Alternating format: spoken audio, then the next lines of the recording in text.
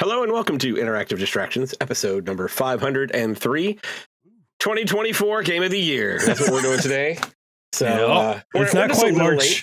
Yeah, it's just February still. Yeah, I mean, I think it's it was normal time for us, I think. Yeah, honestly, I think this is kind of early for us, to be honest with you. Yeah, probably. But we're gonna do some distractions, and then we'll talk about our games of the year. But yeah, how are you guys doing this week, man? Jeff, what's up, dude? Oh, okay, go ahead. Or Jason, go for it. Yeah, Jason, go. You started. You said that We're takes priority. working on taking Christmas down, so we're behind the house as well. Luckily, we got everything in the front yard down, so the neighbors will stop judging us. But on the inside, we still have stuff that we got to take care of. So yeah. Hopefully, we'll do that before Valentine's Day. Yeah, probably not though. Got a few days. So Jason, don't feel bad. Not this past year, not in 2024 Christmas, because we didn't do any decorating, because all we were doing was fighting with the kids to make sure that they, failed as few classes as possible. Right. But last year, remember, I think we've talked about my basement staircase on the show, right? Oh, yeah, I think so. Yeah. So last year we got it replaced. We got it fixed. Is it bigger now? Like, the steps bigger? No, the steps are about the same size. Oh no! Glue on them. Well, no, I had to replace the whole staircase. But because I knew that was happening, I didn't take down our tree because it goes underneath the basement stairs. Oh. So I left it up until we got it done, and we didn't get it done until like June. So our Christmas tree was out up until like June last year. So don't feel bad. Okay, I won't feel bad. Man, I've been struggling with homework with Griffin the past couple of days. Holy shit.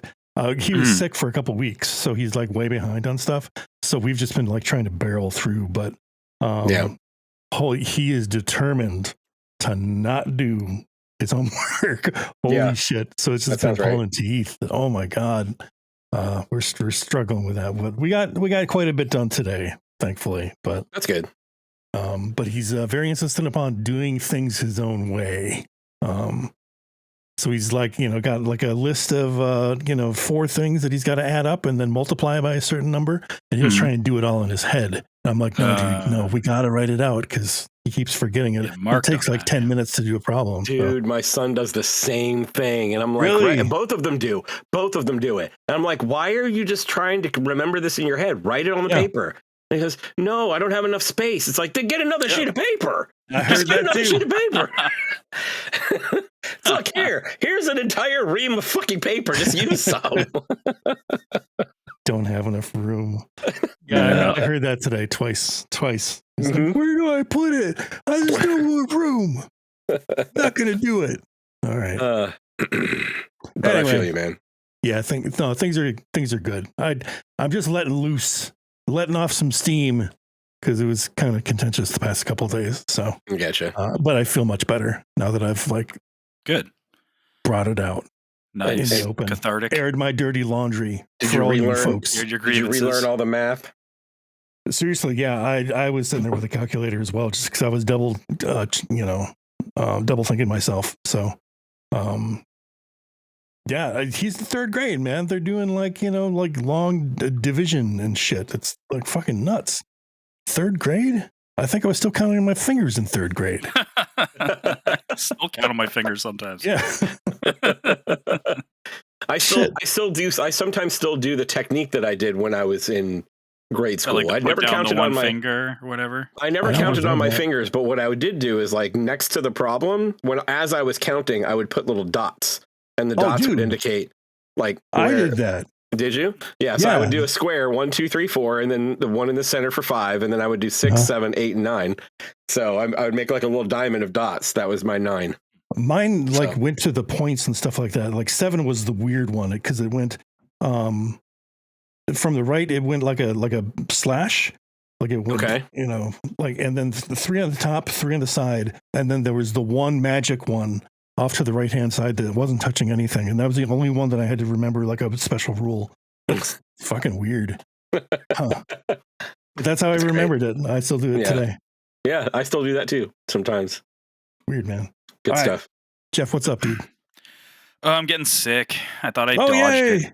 Yeah, Tanya had it last week. Went and saw the Globetrotters last week. I think I talked about that. I can't remember which day we recorded last week. Did I mention the Globetrotters? We went and saw the Globetrotters. I don't remember you mentioning it. So that was, we went and saw the Globetrotters. Nice. And, that's awesome.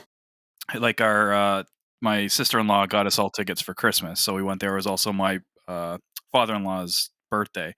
So we went out for lunch and then went to Globetrotters. But our niece was kind of sick. So we were like, whatever. But then my sister, Tanya got sick. Sister-in-law, my mother and father-in-law all both got sick last week. And I thought I dodged the bullet because like all week Tanya was like sick. She worked from home for a couple of days. Then she was like, I can't work. So she just took the last couple of days off. But usually like you start feeling symptoms pretty quickly when someone's sick in your household, at least for us anyway. And I was like, I'm good. And then yesterday around after dinner, I was like, oh no, my throat's starting to be scratchy and hurting. My legs are achy. I'm like, son of a bitch. And then today it's been manageable. It hasn't hit quite man cold level yet, so I'm alive, which is good.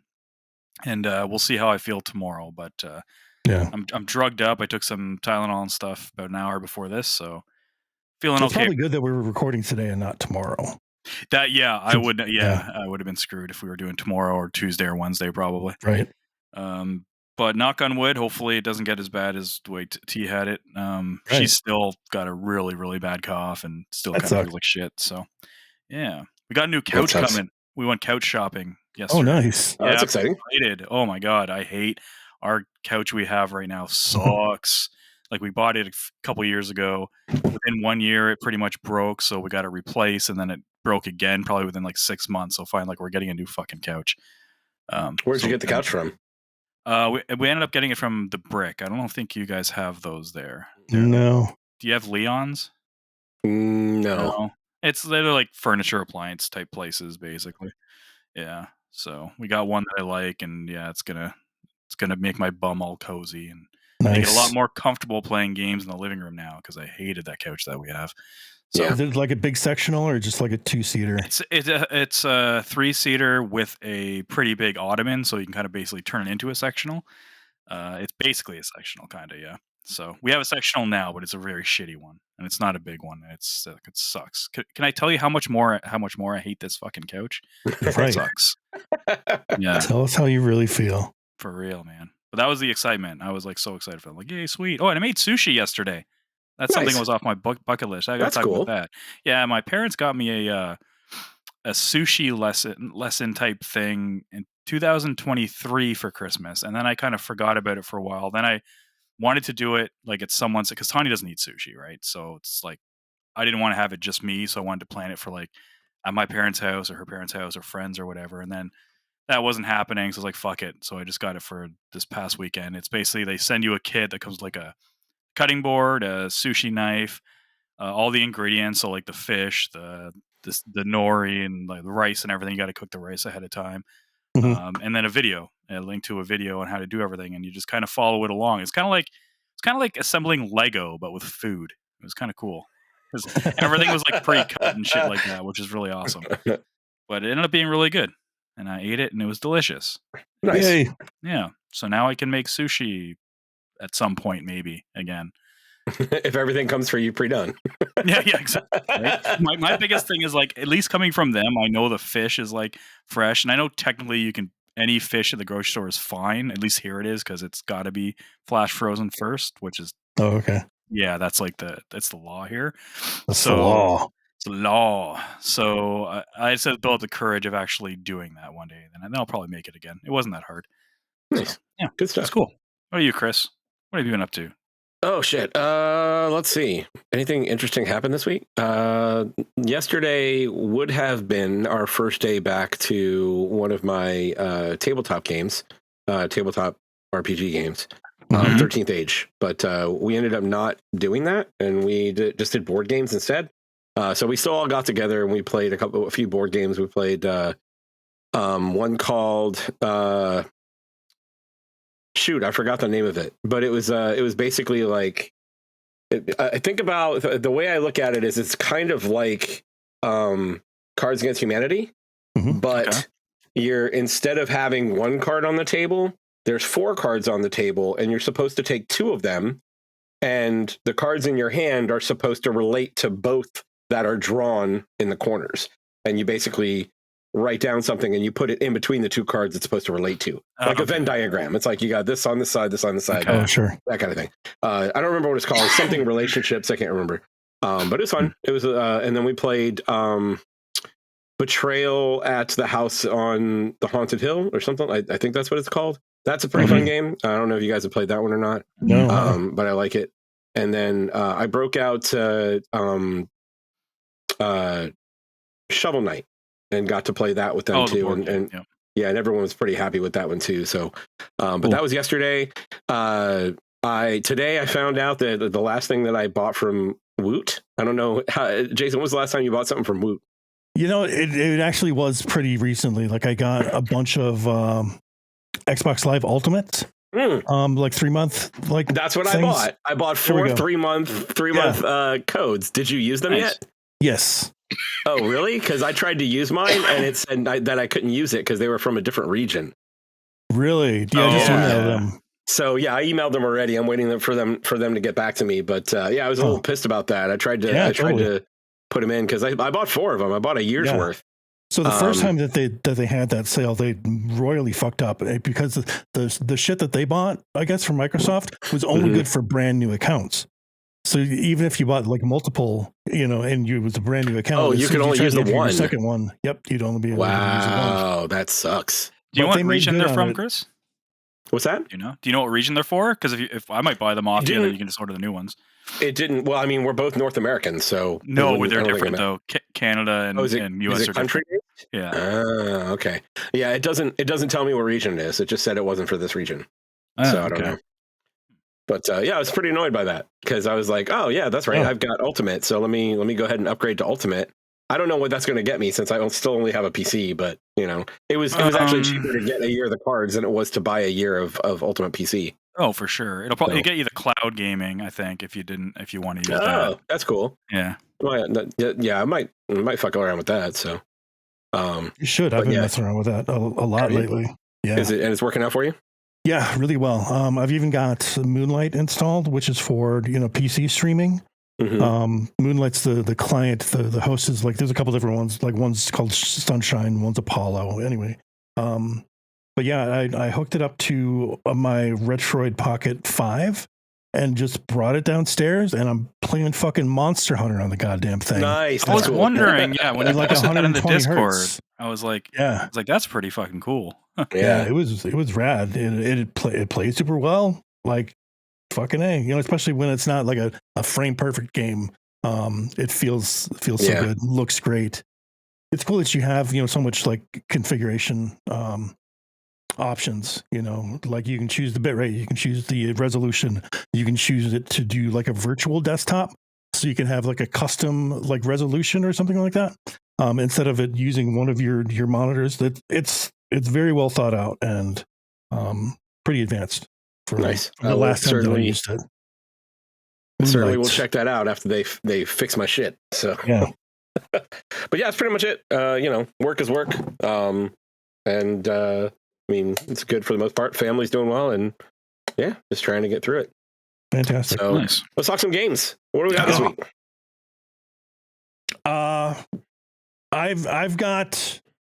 I've got a controller. It's not a game, really. I've got a new controller. What is that? This is the GameSir Cyclone 2. I wanted a change from my 8-bit Do one because I wanted mechanical buttons, like very tactile ones. Oh, I see. Yeah. And this is one of the few that isn't like a Razer or a $200 like a super fucking expensive. thing. This is $50. But this is fantastic. It feels really, really, really good, especially for the price. I'm super impressed. I've got another GameSir product that's like the telescopic handles. Like Chris, I think I showed it to you when we were at the convention or whatever. But I had you have hands on it, and it feels really good. But yeah, GameSir is like quickly becoming one of my new favorite like third party. Is it GameSir like SIR? Yes. Okay. GameSir. Yes, sir. Yep. You got games, sir. Yep. There you go. But oh yeah. Yeah, they've got a lot of fucking different controllers and shit. But this is my new favorite for sure. And it comes with a docking station and stuff too. So just like the 8-bit one. Cool. Aside from that, I've been playing, stuff to get caught up on our game of the year. I figured a couple other games that I'm like, I really should try this beforehand. I might not be able to beat it, but I should probably do this. But luckily, nothing actually ended up sticking. So I'm just I'm happy with what we've got right now. But other than that, Monster Hunter Wilds beta is going on. Yeah. So how much did you play of that? Because I went through it, and so PSN was down, and I went ahead and did it and put it on my PC. And when I realized that I could have everything turned all the way up at 1080p, I just did it that way. Good. So good. Yeah. And I was running 70 80 frames that way. So it looked great. But I just went through like that first story mode, and then I didn't really get a chance to play with anybody at the time. So I haven't really played with anybody much either. But like right now, I'm just trying out new weapons and stuff and trying to get my muscle memory back. Like I completely forgot how to play Switch Axe, and so I picked up Gunlance, and I know that you're the Gunlance guy, Chris, but I wanted to try it out. It's so good. Listen, I am 100% behind 4 of us going in with Gunlances and just fucking shit up. I think that would be badass. But I am a big fan of the Gunlance. It is a great little, it's not little, great big weapon. Yeah. But it's lots a lot of fun. explodey bits. Yes, and they added more explodey bits in this one, and it's really good. But I've got about 16 hours, I think. Holy shit, dude. God damn, you're not going to get any of that time back, man. How much longer does the beta go this time after? Because I played it this time on both Xbox and PlayStation, but I only played up to the part where the first beta ended, basically when you get to the first main camp, and it basically goes, thank you for playing. But this one keeps going. Yeah, that's where it ends, and you get to open world. Yeah, you get back into open world. Gotcha. Okay, that's as far as I got for either one. Yeah. Okay. So I got concerns about that game performance. Performance-wise, We talked a little bit in the Discord. Jason I was saying that it's an older build. Hopefully that the beta is based on, because I mean, you guys saw what I put in there, right? It's like a staple of when you're developing anything. You make it work and then you make it pretty. And I really think that they're still working on the make it pretty part. So I feel like they said that last time too, though. Don't worry. In the next one, it'll be there for sure. But there is a message when you first boot it up that says not everything's in this build. Wait for the full release for like performance and stuff. So okay, good, yeah. Because, the performances seemed fine when I was on performance, but it has that... It reminded me of Final Fantasy Rebirth when I first played it, where the performance mode looks drastically blurrier than the fidelity mode. It's kind of gross looking. Yeah, and the fidelity mode doesn't seem like it even runs at a locked 30, or the frame pacing's a bit off. So it made me want to throw up. Yeah, that shows you what it's like. Yeah, exactly. So it's gonna be interesting to see how it... I'm sure it'll be fine when it launches. Fingers are crossed. It's Capcom. They have not missed even in that aspect for their games lately. So Dragon's Dogma. I have faith. They screwed the pooch on that one for a long time. They did. They eventually, made good on it, I think, but it took them a while to fix the performance of that guy. It's the open world in that engine that kind of seems to be the common factor. And it's a pretty expansive open world too. Like this is just like one of the areas, one of the biomes or whatever.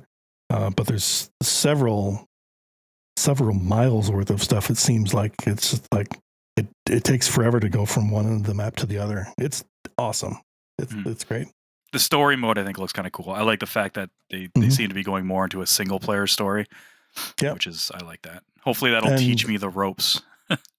Your character actually has voice lines this time, and So do the cats, for better or for worse. Yeah. I think I might turn off the English voice for the cats and just go back to Japanese, Palinese, or whatever they call it. Oh yeah, that's what I did. I just let him. I just let him meow at me. It's gibberish. fine. Yeah. If they had like options for the voice, they might actually, because they have before you could change the pitch and shit like that. But yeah, I don't know if there was a pitch change, but there's only 2 voices available, if I remember, for the cats. Yeah, that sounds right. And there's 2 voices, and I think the pitch goes like 1 through 10 or something. Okay. Yeah. Either way, yeah, it's unnerving. I don't like it. It's not natural. It's not my Monster Hunter. Talking cats, come on. They cook. They don't need to talk. Yeah. They farm for me. No. I think that I'm just happened to be thinking about where, because Crystal was going to try and download it and make a character, but I don't think her PC will run it. If I remember right, I think she has a 1090. And oh my goodness! Yes, it's pretty old.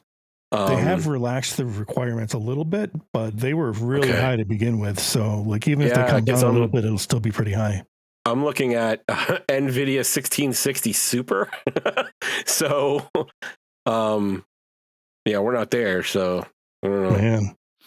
Are you planning on getting it on Steam, Chris, or are you sticking with the PlayStation 5 version? I think what I talked to Crystal about was that I've got the PS5 one, so I'm gonna stick with that for now. I've already got it pre-ordered.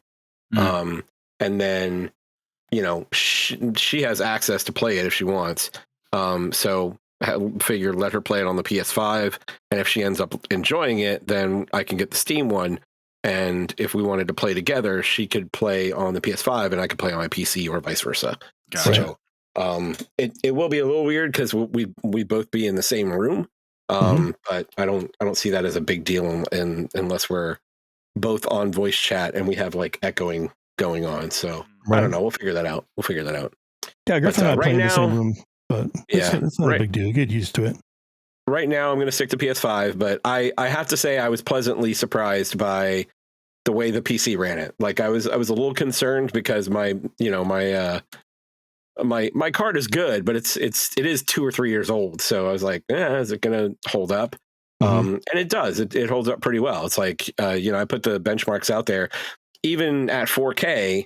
With adjusting a few of the things, it was running high at a solid 50 in the 50s area for frames per second. But moving everything to ultra and putting it at 1080p was completely fine. I had no problem with that. Like I don't really have a lot of the high res textures that you know of. When I tried it at 1080p, all I did was I set it to ultra. Yeah. Right. I set the precondition to ultra. So whatever that does, that's what I had. Okay, that does enable the high res stuff. I can't run the high res models for whatever, or textures for whatever reason. It's a stutter show. Oh, really? I try and boot it up, but as soon as I take that off, everything's smooth as butter. Yeah, I went in and I took out the what did I take out? The fog volume. Like I took that to low because it's like I don't give a shit about that. And it's like, and it actually takes up. It tells you very similar to the way Dragon Age does it. Like Dragon Age will tell you how much of an impact it is on the CPU and the GPU. So it does have an impact. So I took that down. And then motion blur, because fuck motion blur. Yep. And then same thing with depth of field. I'm like, I hate depth of field. I already have that. If I'm looking at the foreground, everything is blurry in the background. It's fine. So, but yeah, I don't know. So whatever it set it to by default at ultra settings, that's what I had it at. Okay. It's really good looking. I can tell you that much. And I'm in love with it. I still am a big fan of that girl with the glasses, man. Just saying. What's her name? Alma? Alma, yeah. Alma, she's adorable. I love her. Okay, I will hit up Gemma in that case. You want the blonde with the blonde with the abs? I'm good with that. Yeah, if she's free, like if she's not currently smithing something, and if you're not chasing after her, nope, I'm good. I'll go talk to her. We're setting up romance options for Monster Hunter. That's what we're doing. Shipping, yeah. That's right. Monster Hunter shipping. Oh God. What else you got, Jason? I think that's about it. Retro stuff. Yeah, that's about it. So just getting caught up and then playing Monster Hunter. Nice. That's all I need. Jeff, how about you, man? Well, speaking about smithing, Jason. Yes. You do say I was actually late to our podcasting time because I was too busy blacksmithing and I was putting together an axe in Kingdom Come Deliverance 2. Oh, yeah. Tell me about this game, The game Jeff. that I swore I was not going to buy and fall for the hype. In you. And then I fell for the hype and the FOMO kicked in and I bought it on Friday or Thursday. I can't remember what day it was. Even though you had a damn good reason for not wanting to, like you heard like some of the stuff that that you have to do in that game, like the maintenance and shit, changing your clothes and whatever. Yep. And you noped out then, but you still went and got it, huh? I had two of my friends like tell me like, you got to give it a try. You have to give it, like, trust me, you'll like it. You'll like it.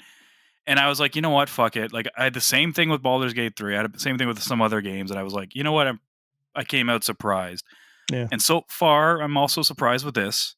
It is hardcore. It is, as someone put it, it's like Stalker 2, but in the medieval times, also times like 100 in terms of like realism, I guess. Yeah, you just lost me. But I don't think it's that. So far, it's not as bad as what I kind of drew a conclusion to listening to reviews and seeing people talk about it. The washing your clothes and stuff isn't that big of a deal. I thought it was going to be so tedious. You just walk up to buckets that are like in towns and stuff like that, and you basically hit the button, and it washes your face and everything. If you want to get it even more clean, you just go down to the certain areas by like rivers or like ponds. Then if you have soap, you can wash your entire inventory in it. So it's really not that bad. I thought it was going to be like one at a time, or you have to like go through every item at a time, and not like that. It does do stuff like you can't, if you want to wear armor, you can't just wear the armor. You have to wear the undergarments for that armor too. Oh man. I thought that was going to be a pain in the ass. It's really not, because most of the time when you get armor or you find, well, so far I've only found armor. I haven't been able to buy any. That's on there anyway. So it's not that big of a deal. You just got to remember, if you're making, you have 3 slots you can make different outfits for. So I'm doing one for like my fighting attire, my charisma attire, which is like, like speech checks and stuff like that. You look like a total asshole. Sunday best, yeah, exactly. Your Sunday best type shit. And then one for like stealth. And you can quick slot them, like quickly change into them. So that's a good thing. Like you can do really quickly. The fighting so far, so the story so far is, I never played the first one. I'm sure you guys have not as well, I'm assuming. I have not, no. Yeah. So it takes place pretty much right after the first game, where you're this guy named Henry, and you got your buddy named Hans with you, and you're kind of going to get like, it's your typical like revenge type story. And you end up getting jumped by bandits. You get captured. You escape or whatever, and then you end up like basically after about a 2-hour tutorial type thing, you end up pretty much naked in a town, and you're pretty much told go. Go figure it out. Yeah, been there, exactly. And then you kind of just go and you do your shit, and it is a medieval simulator. Like when I say blacksmithing, it's not Skyrim or Oblivion where you get the materials, you click craft, and it does it for you. You put the metal, you heat it up to the right whatever, then you hammer it on an anvil. And you have to do it a certain way, and it takes a few minutes to do it. To make a sword. You got to put it in the water. But it's fun. But will it be fun after you do it a shitload of times? But probably not. But I don't think it's one of those things, I guess, where it's like an MMO. If that's the way you want to make money, that's what you'll do. You can do that. Or if you get crafting materials for I don't know, like a really cool sword or something, you'll want to put in the effort because it is very satisfying to actually smith a sword or an axe. It's like, oh fuck yeah, that's right, I did that. And the alchemy is the same way. You have an alchemy station, and you have to put the base in, whether it's like wine or water, and then if you find a recipe book, the recipe book's sitting like to the right of you, and you look at it, and it's drawn out and like very easy to understand visuals on what you're supposed to do. Like the very first one you get is um, the base is wine, so you pour wine into the cauldron. Then it's like, okay, now you add 2 things of chamomile, and then you boil it for 1 turn. And there's a tutorial, so this all makes sense when you play it. 1 turn means you turn over this timer, and once it goes all the way down, you take it off the boiler, and then you grind up some sage, put the sage in, and then you pour it. And then depending on how good you do, whether you get like 4 potions, 3 potions, weak or strong version of the potion. And it's somehow pretty satisfying to do that too. And you can make some money by just making potions over and over and then selling them to like a vendor. And money is pretty hard to come by in this, so you put some time into it if you want. But there's things like that. That's the type of stuff that you're either going to find really tedious or you're going to like it. Right now, I'm liking it. Is it required that you do that? Like, if you want to get a new sword, it's no. You can find a new sword. You can buy new swords. You don't have to do any of this stuff. So I mean, it's just like if you want a job that's going to make you money, this is the kind of stuff you're doing. Exactly. So far, it does. The blacksmithing. The first time you blacksmith and the first time you do make a potion are part of the story. But it's probably just getting it out of the way. Like, here's how you do this kind of stuff. One thing that's funny, that makes sense. And I saw people online saying there's actually people not being able to read the recipe books because it's in cursive, and that is hilarious. Yeah. So like the younger generation don't know how to read it, and I'm like, oh, I could totally see that because it would look like a totally different language in some aspects. But it's this is in Elvish. God damn it! How am I supposed to? You have to find a translator first. What's going on here? But yeah, I haven't really done too much of the main story yet because I'm following a beginner's guide, like, you know, those top 15 things to do if you're just playing Kingdom Come for the first time. And it's been a lot of help. If I was not doing that, I would have given up on the game probably in the first half an hour. But it gets you a good head start to get you some good money, to get the basics down and get kind of like a little bit of a gameplay loop. I get my ass kicked in fights all the time. But I haven't fought that much, like not to the death anyway. I've had a lot of fist fights where I get my ass beat. The combat's a little weird. You kind of have to pick the direction you're attacking in based on where they're attacking you from and stuff. But it's also got that Oblivion thing and Skyrim. Well, I don't think it did this in Skyrim, but the more you do something, you level it up, and then you get perks. Yeah. And then so you get the perks. And then the perks, though, in this, they come at you like you're leveling up and you're getting perks pretty quickly. And each perk seems to significantly have an impact on what you can do. Like the first time I tried to pick a lock in this game, I couldn't do it to save my fucking life. And then I just was like save scumming this easy lock pick, and I finally got it. But then I did a couple more, and then I got like another like a perk in it or whatever. And then the next time I tried to do it, it was like so much easier just from one perk in that. So I was like, okay. If it's getting me in my head, I keep hearing a perk, and I'm thinking Percocet. You're getting Percocets.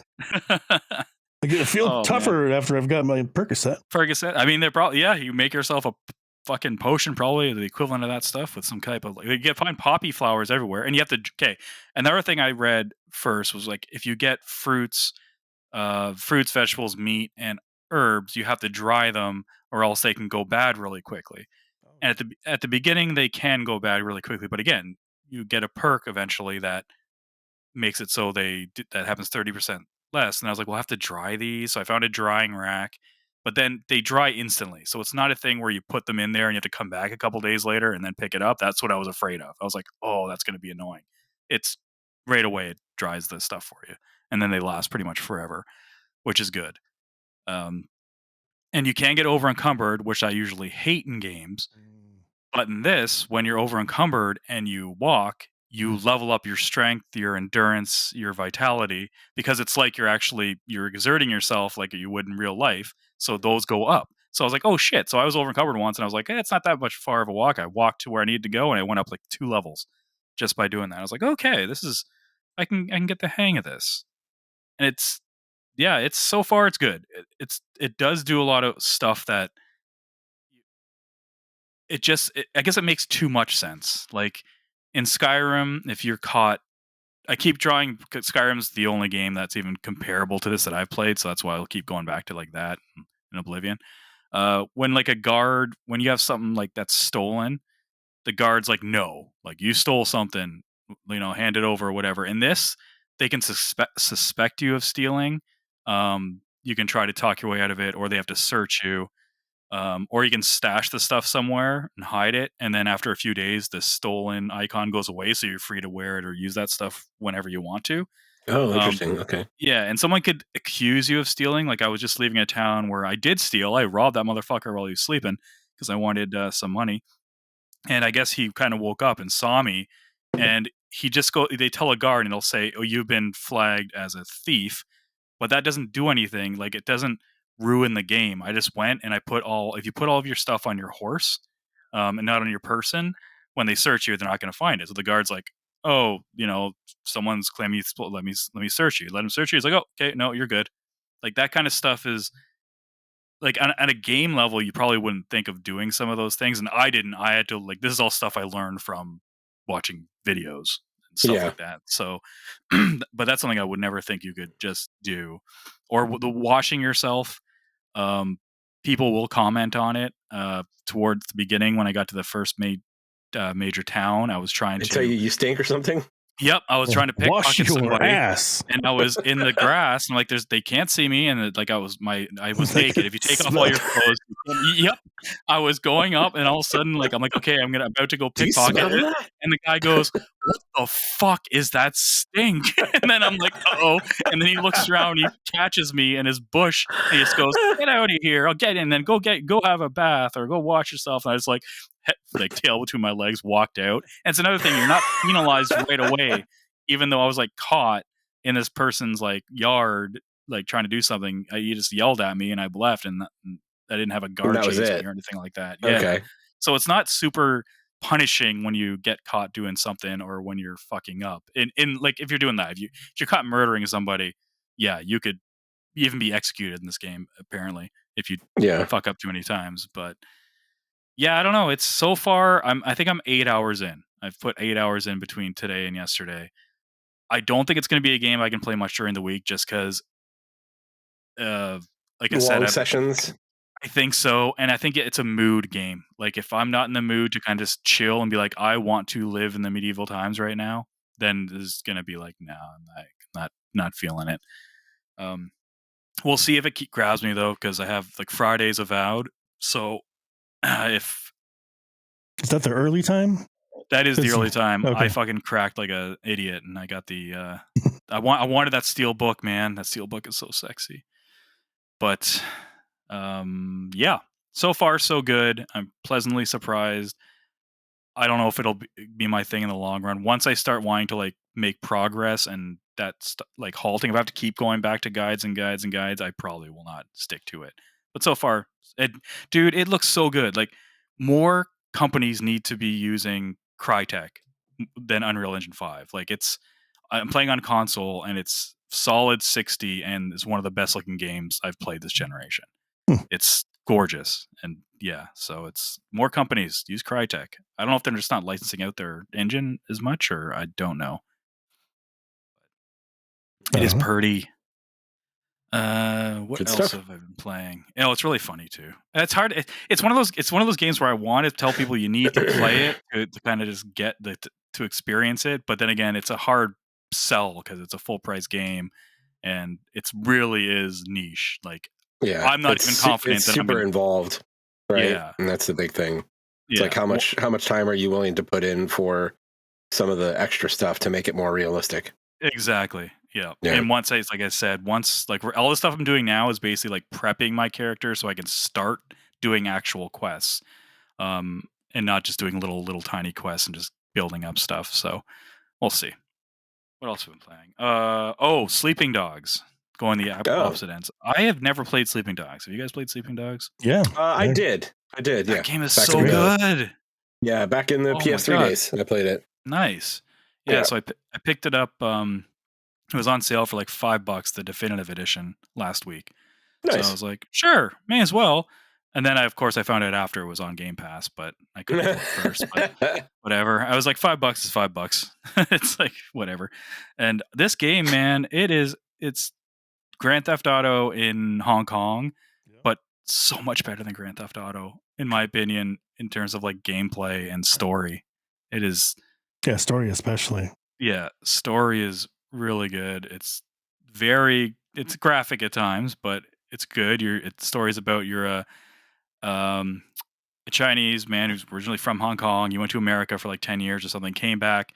He gets in some trouble with his brother. Yeah, you get into like a drug deal gone bad type thing. You get caught by the cops, but the cops hire you to work with them to infiltrate the triads to go undercover.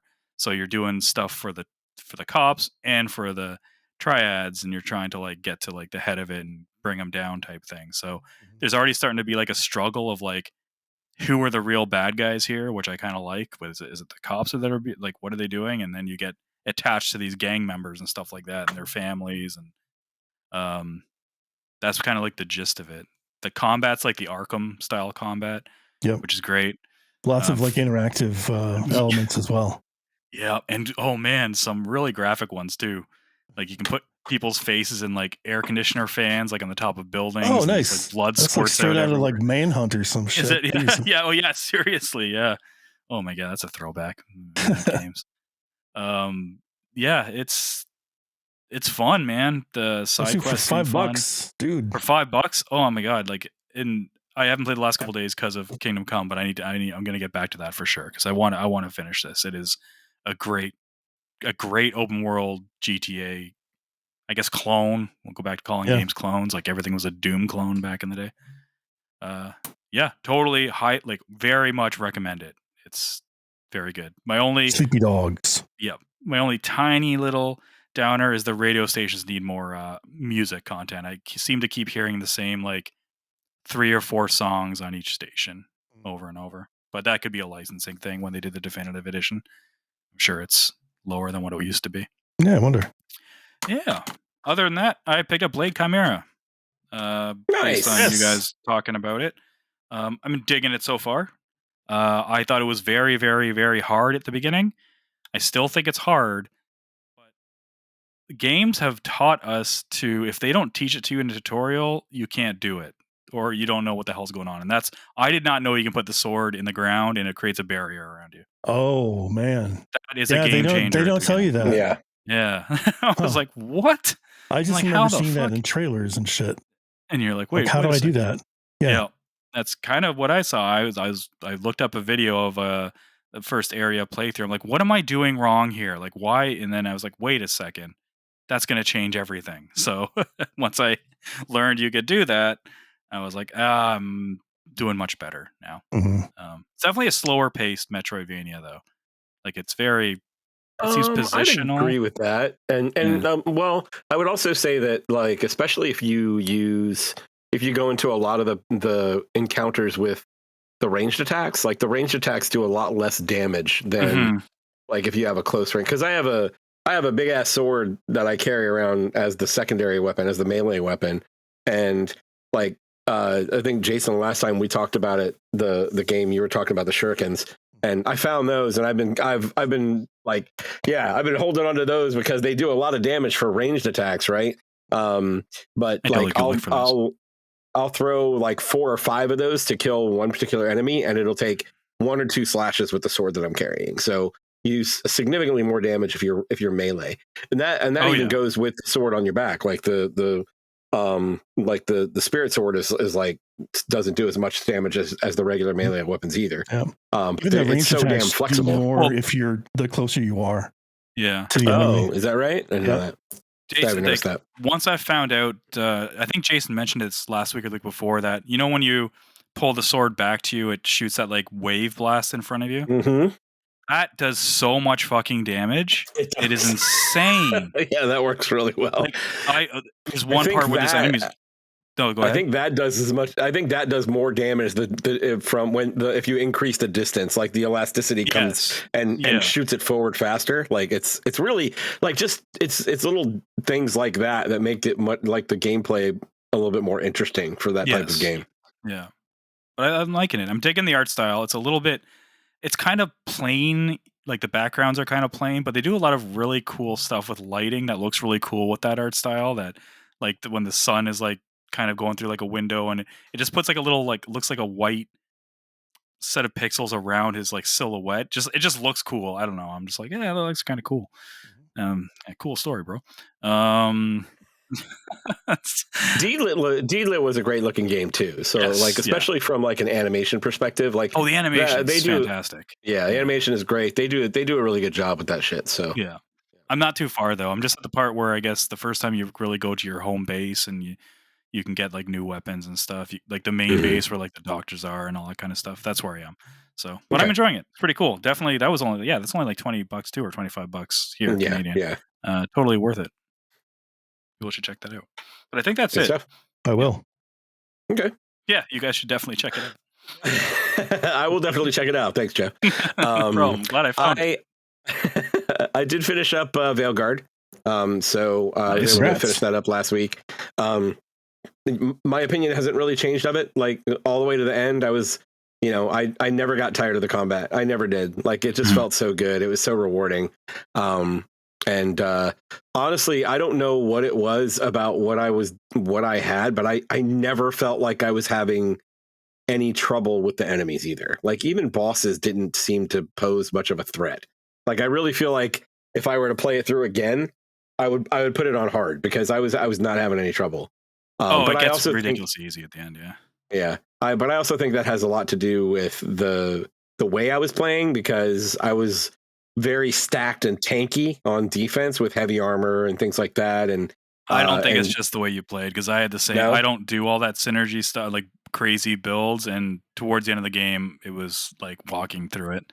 It wasn't even the crazy build. It was more the fact that like the perfect defense when you're a warrior and you use the warden side and you can basically perfect defense anything, including unblockable shots. Yeah. It just kind of. Well, I guess what I'm saying is I was a different class and I was doing something totally different than you, and I still had the same experience. So I don't think it's I don't think it's the way you did things. I think as long as you're somewhat adequate about your build in any sense, I think by the time you get for the last like third of that game, it's a lot easier. But I'll tell you what, man. One of the things that you said about the game was that like that last bit, that last 2-3 hours, that's a wild fucking ride, man. Yeah. That is a wild fucking ride. And I know that you said, and I'm going to do this without spoiling anything. It's not going to be like a story spoiler, but it kind of like you should do this if you play this game. But you romance Nev, right? Yes. So there is a point in that last sequence where you have to decide whether you're going to send Nev or someone else. Did you? I reloaded that. You did reload that. Did you send? So you did not send Nev the first time, and then reloaded it. Okay, and then I reloaded and sent somebody else. Okay. Here's the reason I will say that, people. Those of you that are listening, if you are romancing a particular character, and in the third act it asks you if you want to send that character away, don't do it. Okay, don't. not because something bad is going to happen, but you're going to miss things. So I'll just say it that way. Boobs. No boobs. No. It's no boobs. Not this Dragon Age, Jason. Come on now. Yeah. But it was a great time. I found. I think I might have told you guys about the weapon I found about halfway through the game. I never dropped that fucking weapon. It was one of the unique axes, and basically every hit took down the defense of the enemy by 5, and if the defense was 0, you did an additional 50% damage. So I just never dropped it. I found things that were like 50 to 75 attack power higher, and I'm like, any unique weapons. Actually, oh really? Oh man, I found a bunch. I had a bunch of red stuff in my inventory, but that's because I like, oh, what's over here? Oh, let's go explore. Yeah, see, I didn't do that much. But yeah, it's a great game. I highly suggest it, and that's coming from someone who's never played a Dragon Age all the way through. So take that as you will. Cool. And after I finished that, I jumped back into Indiana Jones. So I'm playing through that right now. I'm still in the Vatican, but I'm making some progress in the Vatican. I've realized that I feel like I just need to get a walkthrough for this game, because if I don't have one, I'm gonna miss so much. Like, there are so many like notes and like little things that you can find in cracks and crevices within this game. Like, there was a poster of a cat on a wall and it started a quest. I'm like, what? So, oh, really?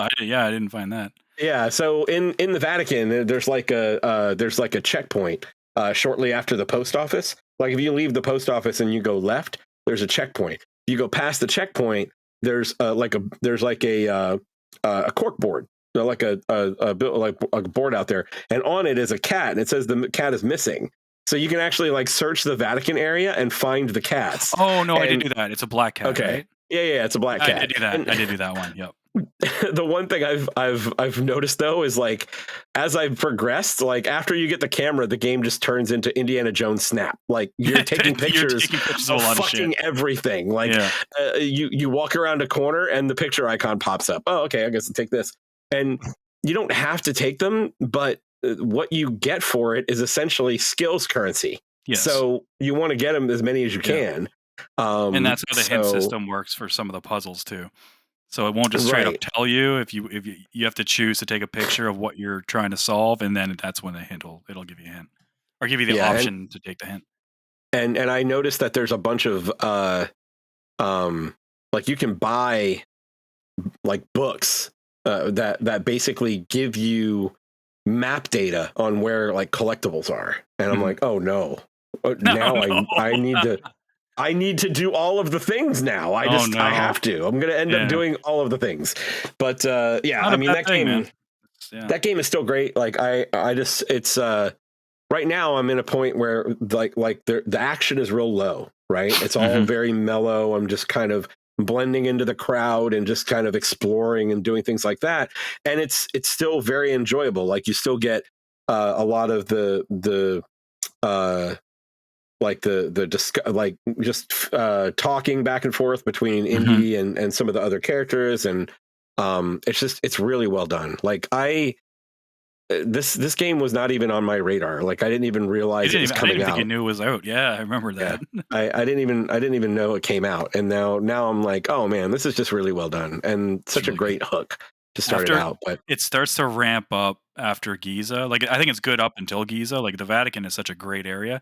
But after Giza, that's when it starts becoming like action, like set piece Indiana Jones, and it's like fucking kick ass. Yeah. Very cool. Yeah, I'm looking forward to that. But yeah, I'm really, really enjoying it. Highly suggested. And that's it. Outside of that, a little bit more Blade Chimera. We already talked about that. Still digging that. Still want to try and do take out some Metroidvanias this year. I've got kind of a backlog list for those alone. So. But yeah, that's it. Sweet. You guys want to talk some game of the year? Yeah. All right. Are we going to do from 10 to 1? So yeah, we'll do 10 to 1. We'll do it a little bit different this year. A couple other podcasts have done a similar thing this year. It's a little. We were kind of doing it like this anyway last year, and I can't remember if we did one the year before, or that was before we came back. But if somebody, we're going to go from 10 to 1. If I name a game that's say on my 8, but someone else has that same game higher than 8, we're not going to discuss the game at that point. We're going to wait until that game hits the highest point on someone else's list. That way, we're not talking about the same games like 3 times, or in some cases, it'll save 3 times. I'm sure some of these games are going to be on all 3 of our lists. So, if we do say a game that's on a list, someone else it higher, all they have to do is say, it's going to be higher, or we don't have to talk about that now, then that's basically it. We don't talk about that game. So we'll still talk about every single game. Because it seems like we might be tipping our hand a little bit by saying, well, I've got that higher. No. I've got that game higher. So it's like, oh, I guess, Dragon's Dogma is number 1 on. Yeah. Well, process of elimination, once you get to like the top 3, I think that's going to happen you're gonna regardless. Know, right? But, it's for the bottom part. We just get like, we'll just be like, I'll just say someone says the game, and then if someone says, if there's no comment from anyone else, then it's like, all right, we know not to talk about it. Okay. All right. Cool. Well, Jeff, why don't you go first then? Oh my god. Okay, you're starting with me, motherfucker. Yes, I am, motherfucker. He's still putting his list together, you know? Yeah, dude, I was putting a list. I literally, like, just before I started playing Kingdom, I like changed it so many times, and I am gonna have like 4 honorable mentions that I'm not gonna mention till the end.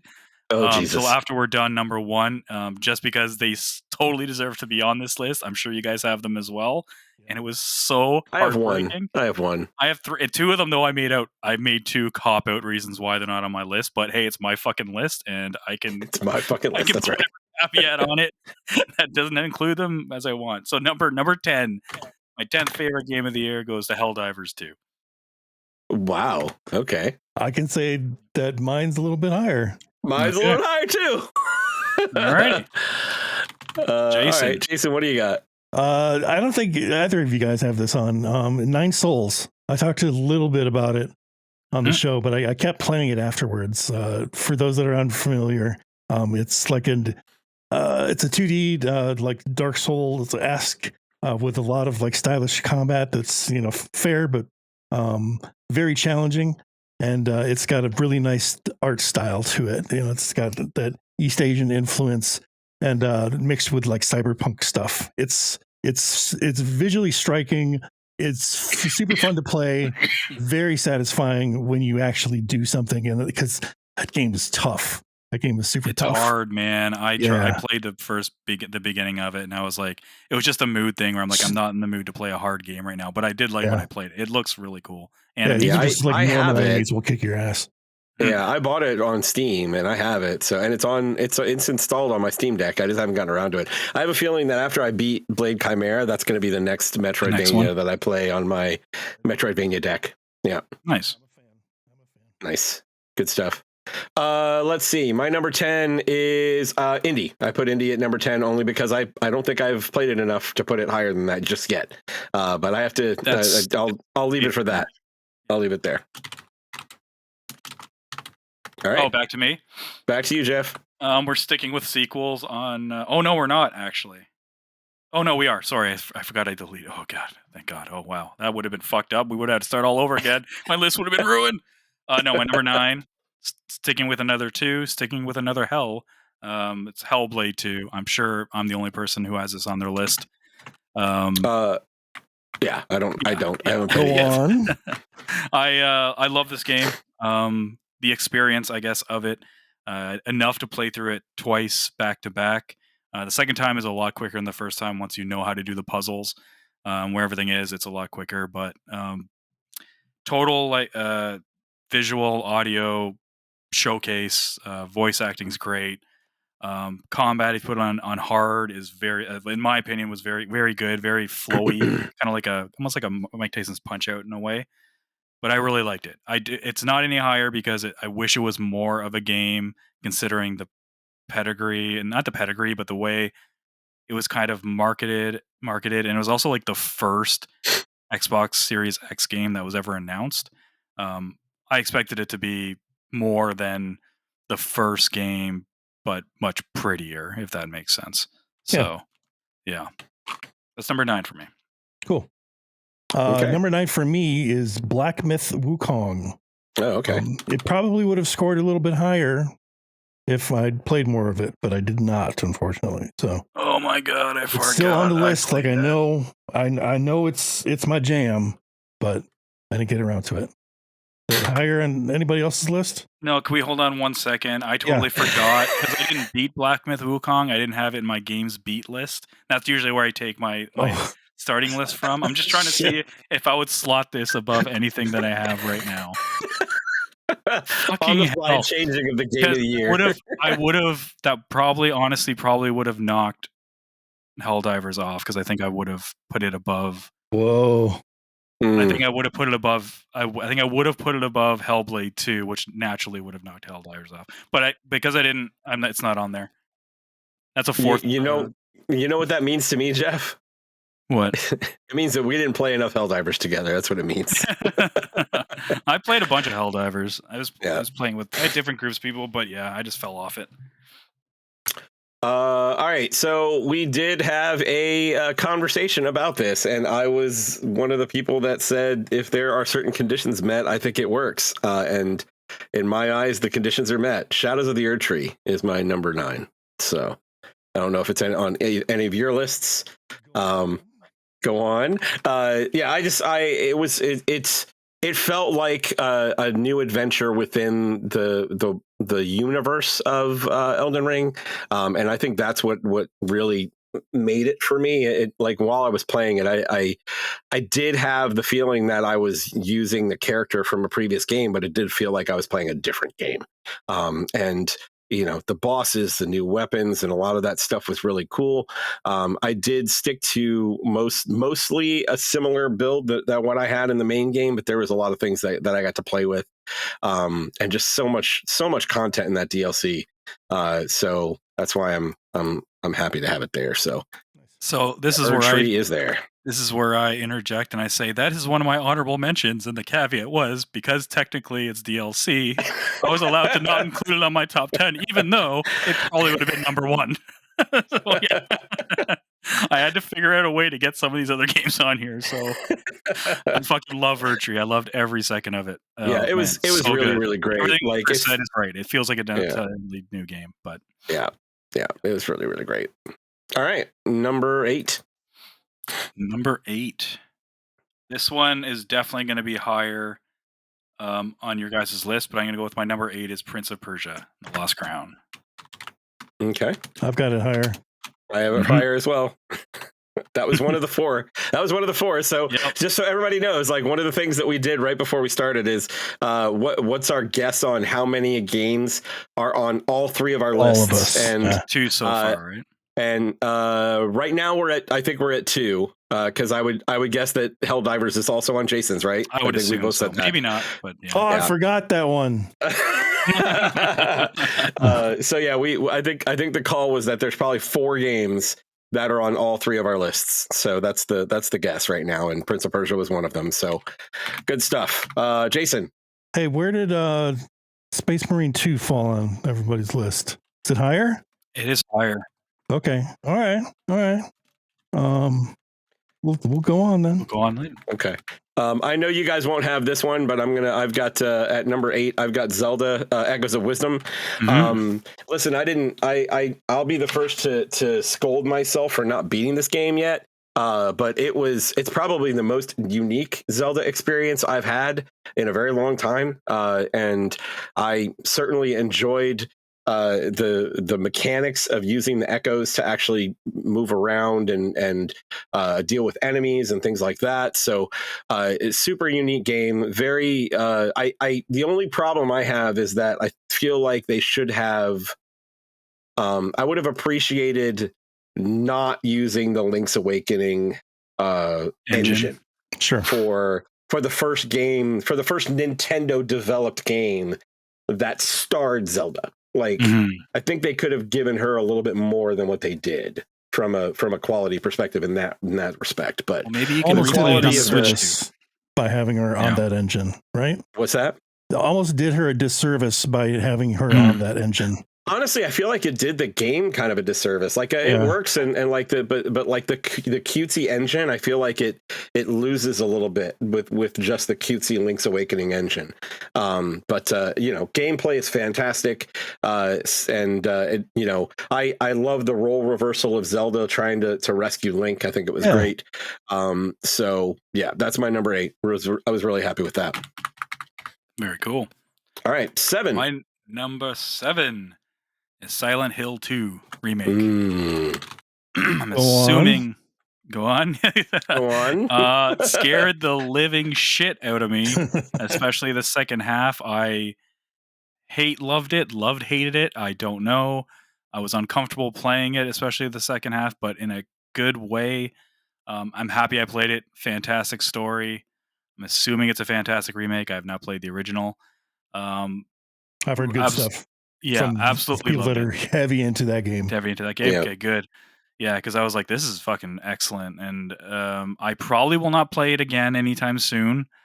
But it was memorable and it was fantastic and fucking so scary. I think the big thing for me is like how like how adamant we all were that it looked like crap when we saw the first trailer.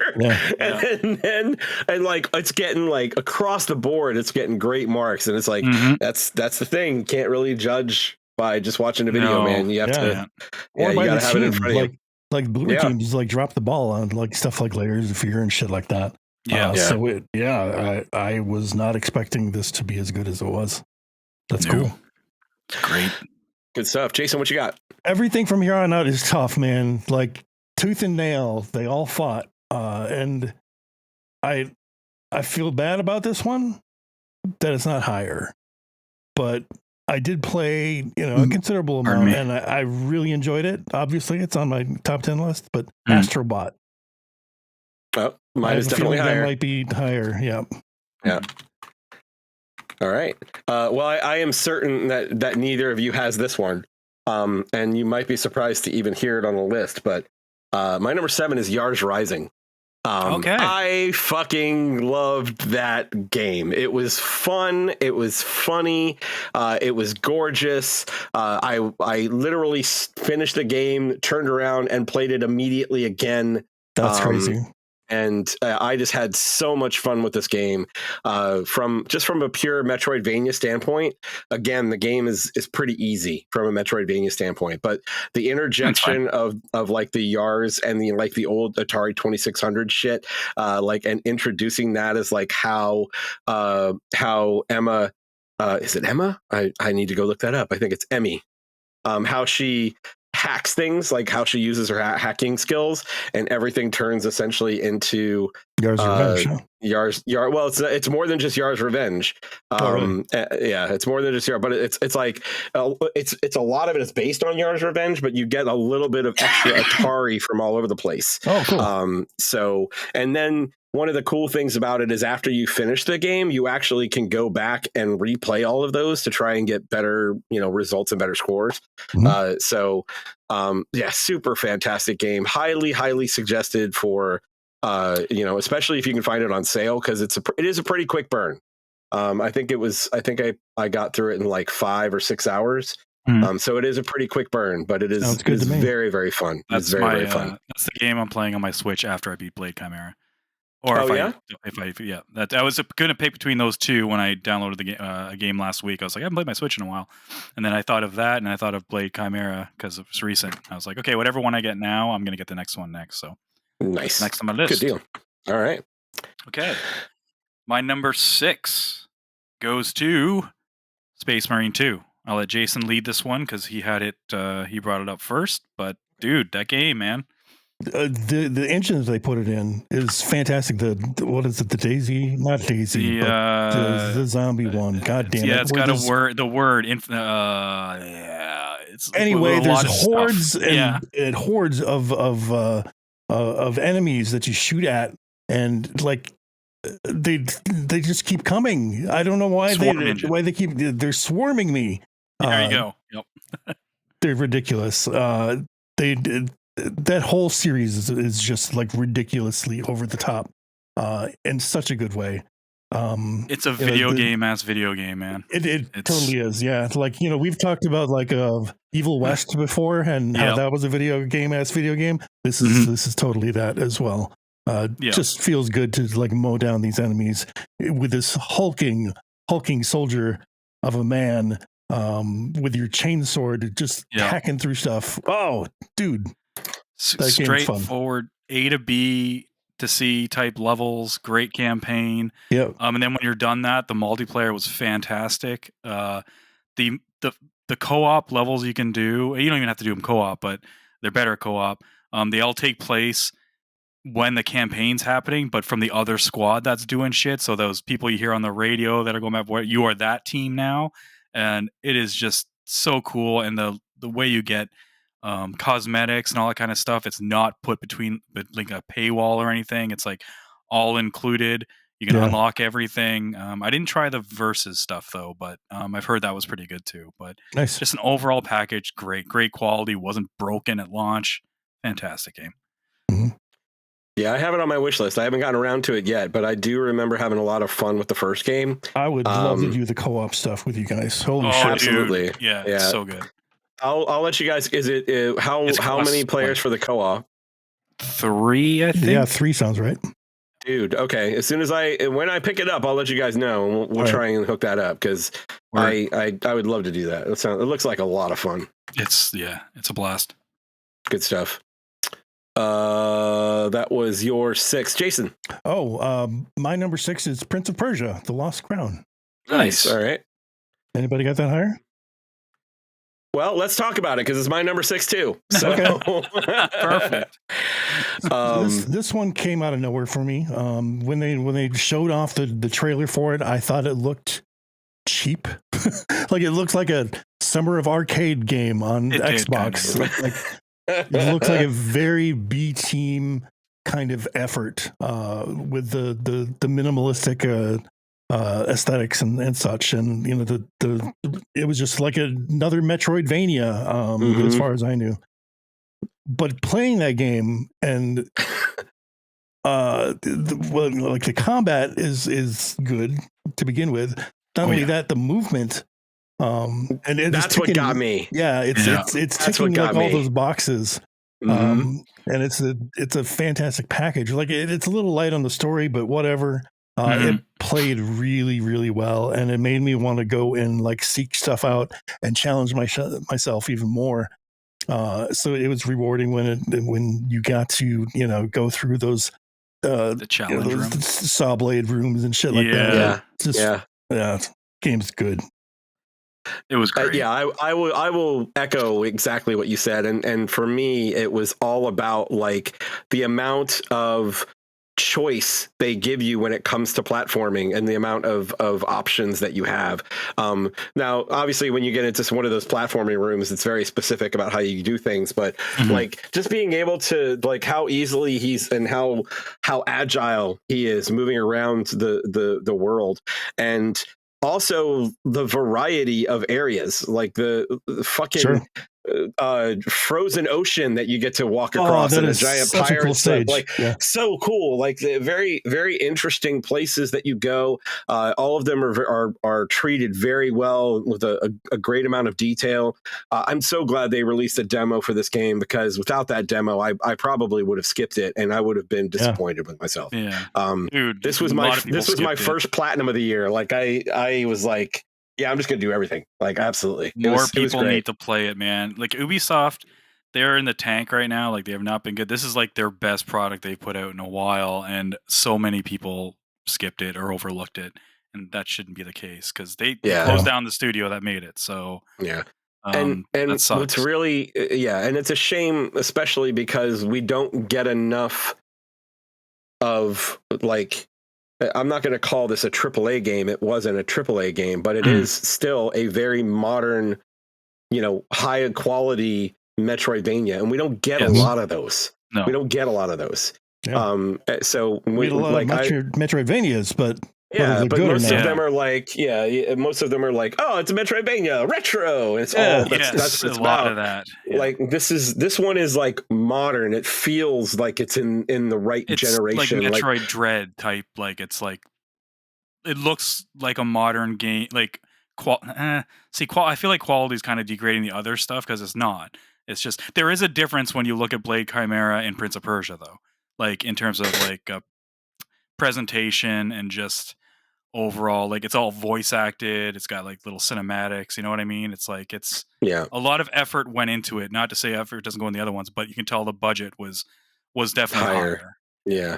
And I don't expect like AAA Metroidvanias. I just don't think that's ever going to happen again. No. But like this is a good like a good place to be. Like this was a $40 game when it came out. You had at least, like, if you just beat the game, it was a good, like, what was it, 20 hours of gameplay, something like that. Long. And then if you went, like, I think it was 15 to 20 hours of gameplay. And then if you went back and got everything, you get another 10 hours out of it or something like that. And, it was just, it was $40 for a great package and a great modern Metroidvania game. And I certainly want to see more of those. Shout out to the boss fights, because I usually don't like boss fights in those type of games, and I love the boss fights in Prince of Persia. They use the powers so well that you get. Agreed. A lot of fun. Yeah. Very cool stuff. All right. We are at number 5, I think, right? So, number Jeff, what do you got? 5. We're probably still not going to talk about it, but it is Astrobot. You're right. We're not talking about it yet. So, but that's fine. Hold on. Let me find it on my list. Jason, what do you got? Final Fantasy VII Rebirth. Really? All right. Yeah. Any higher? No? I mean, if I made a top 10 disappointing games. So here's the thing with that game. Like, a lot of people fell off at like the last third of that game. Maybe even the back half when it started getting super repetitive. But to me, it was like you engage with what you want to, and I skipped a lot of that stuff. So I think the pacing for me felt a lot tighter. And I wasn't like hung up on like all the collectibles and shit like that. Yeah. So I played through that in a weekend. You beat that pretty fast. I remember. Yeah. You were like hardcore into it. Like, I don't. Did you sleep? I don't know. I'm not sure you slept that weekend. Yeah, not much. But I will say it's something I'm going to go back to. Like, it's not. For me, I think it was just like we talked about this before, but I had just finished up remake and integrate, so I had just finished up doing that part, going right into Rebirth, and then like having the grind of it right away. Like that was a lot. So but yeah, I will certainly go back to it.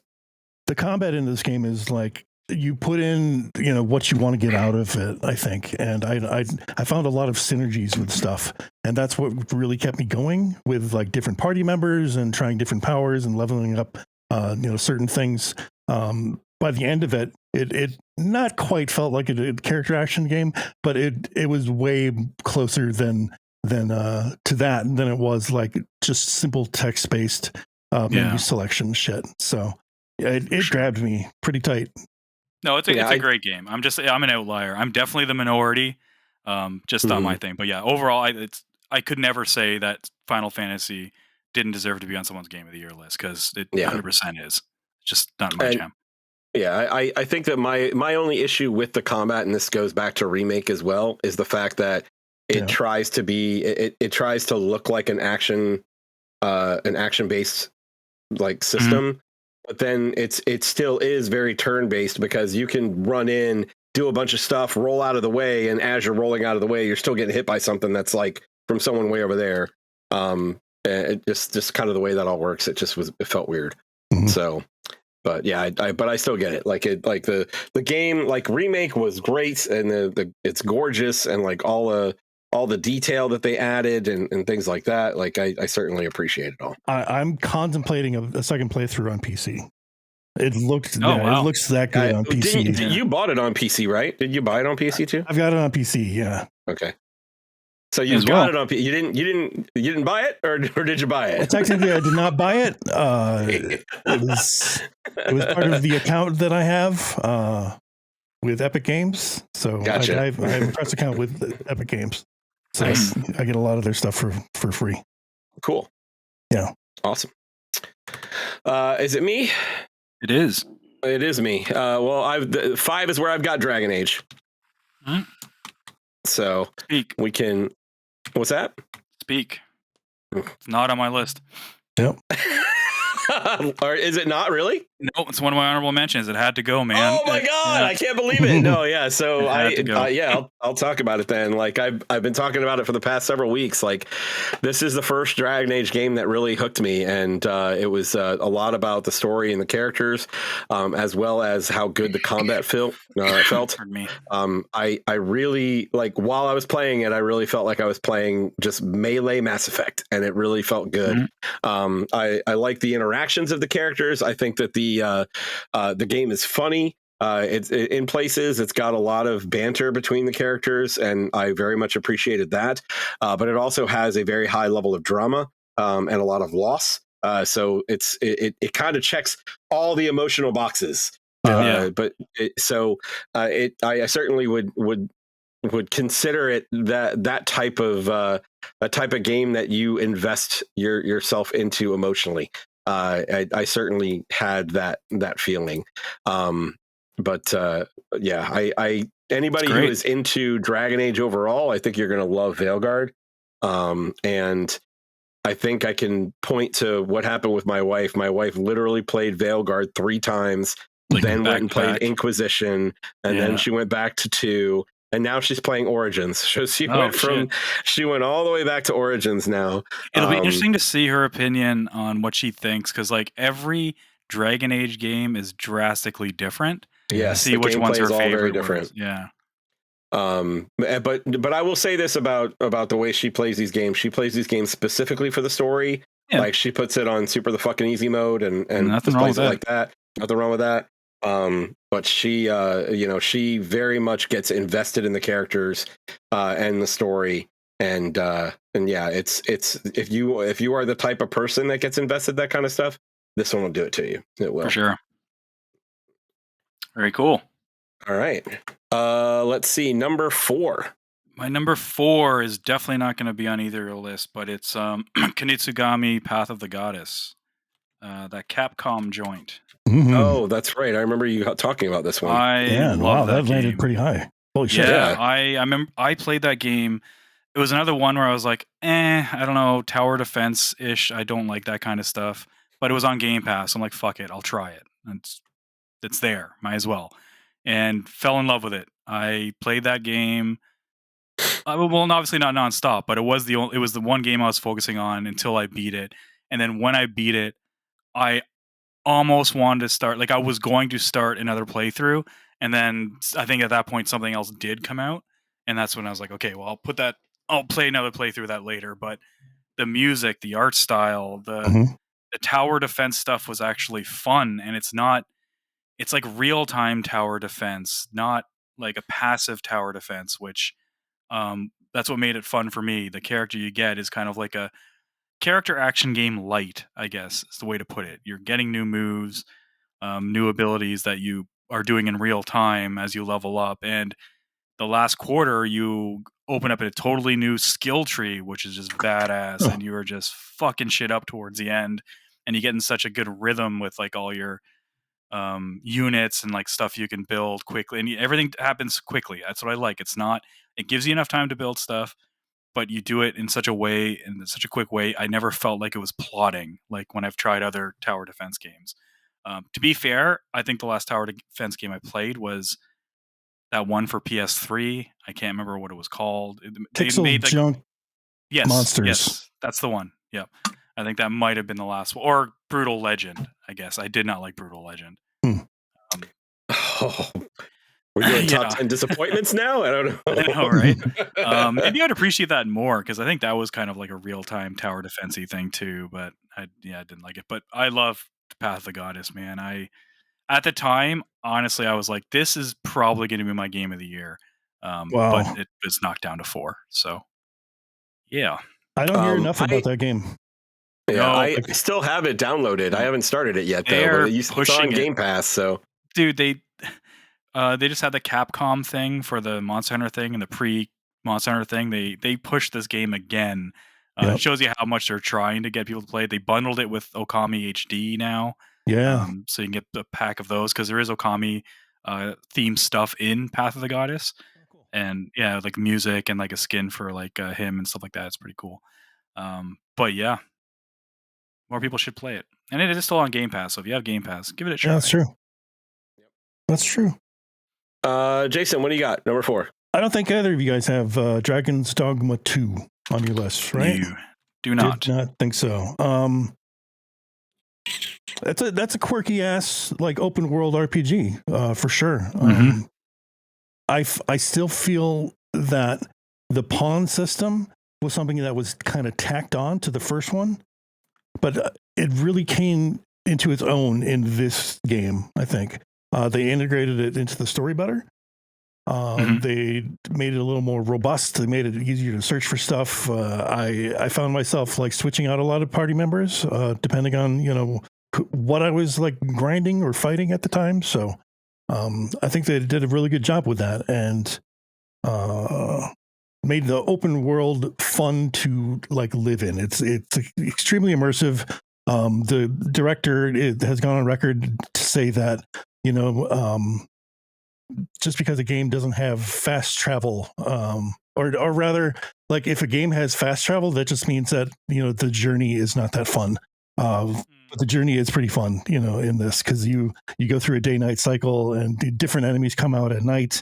It can be really scary at times. I remember getting off the beaten path and just like not being able to see anything and just trudging through the darkness. And then this like fucking, ghost phantom thing comes out of nowhere and starts chasing me down, and I'm running for my life.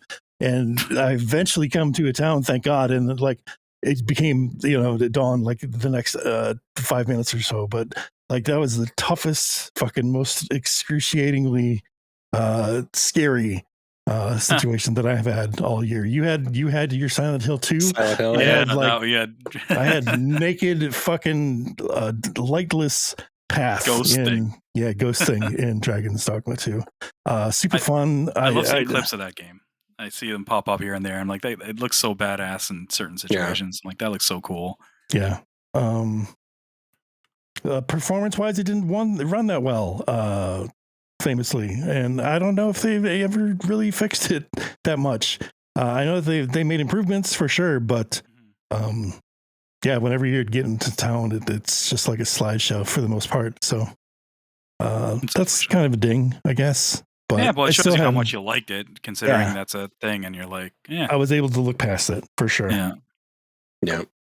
Very cool. Good stuff. Mm-hmm.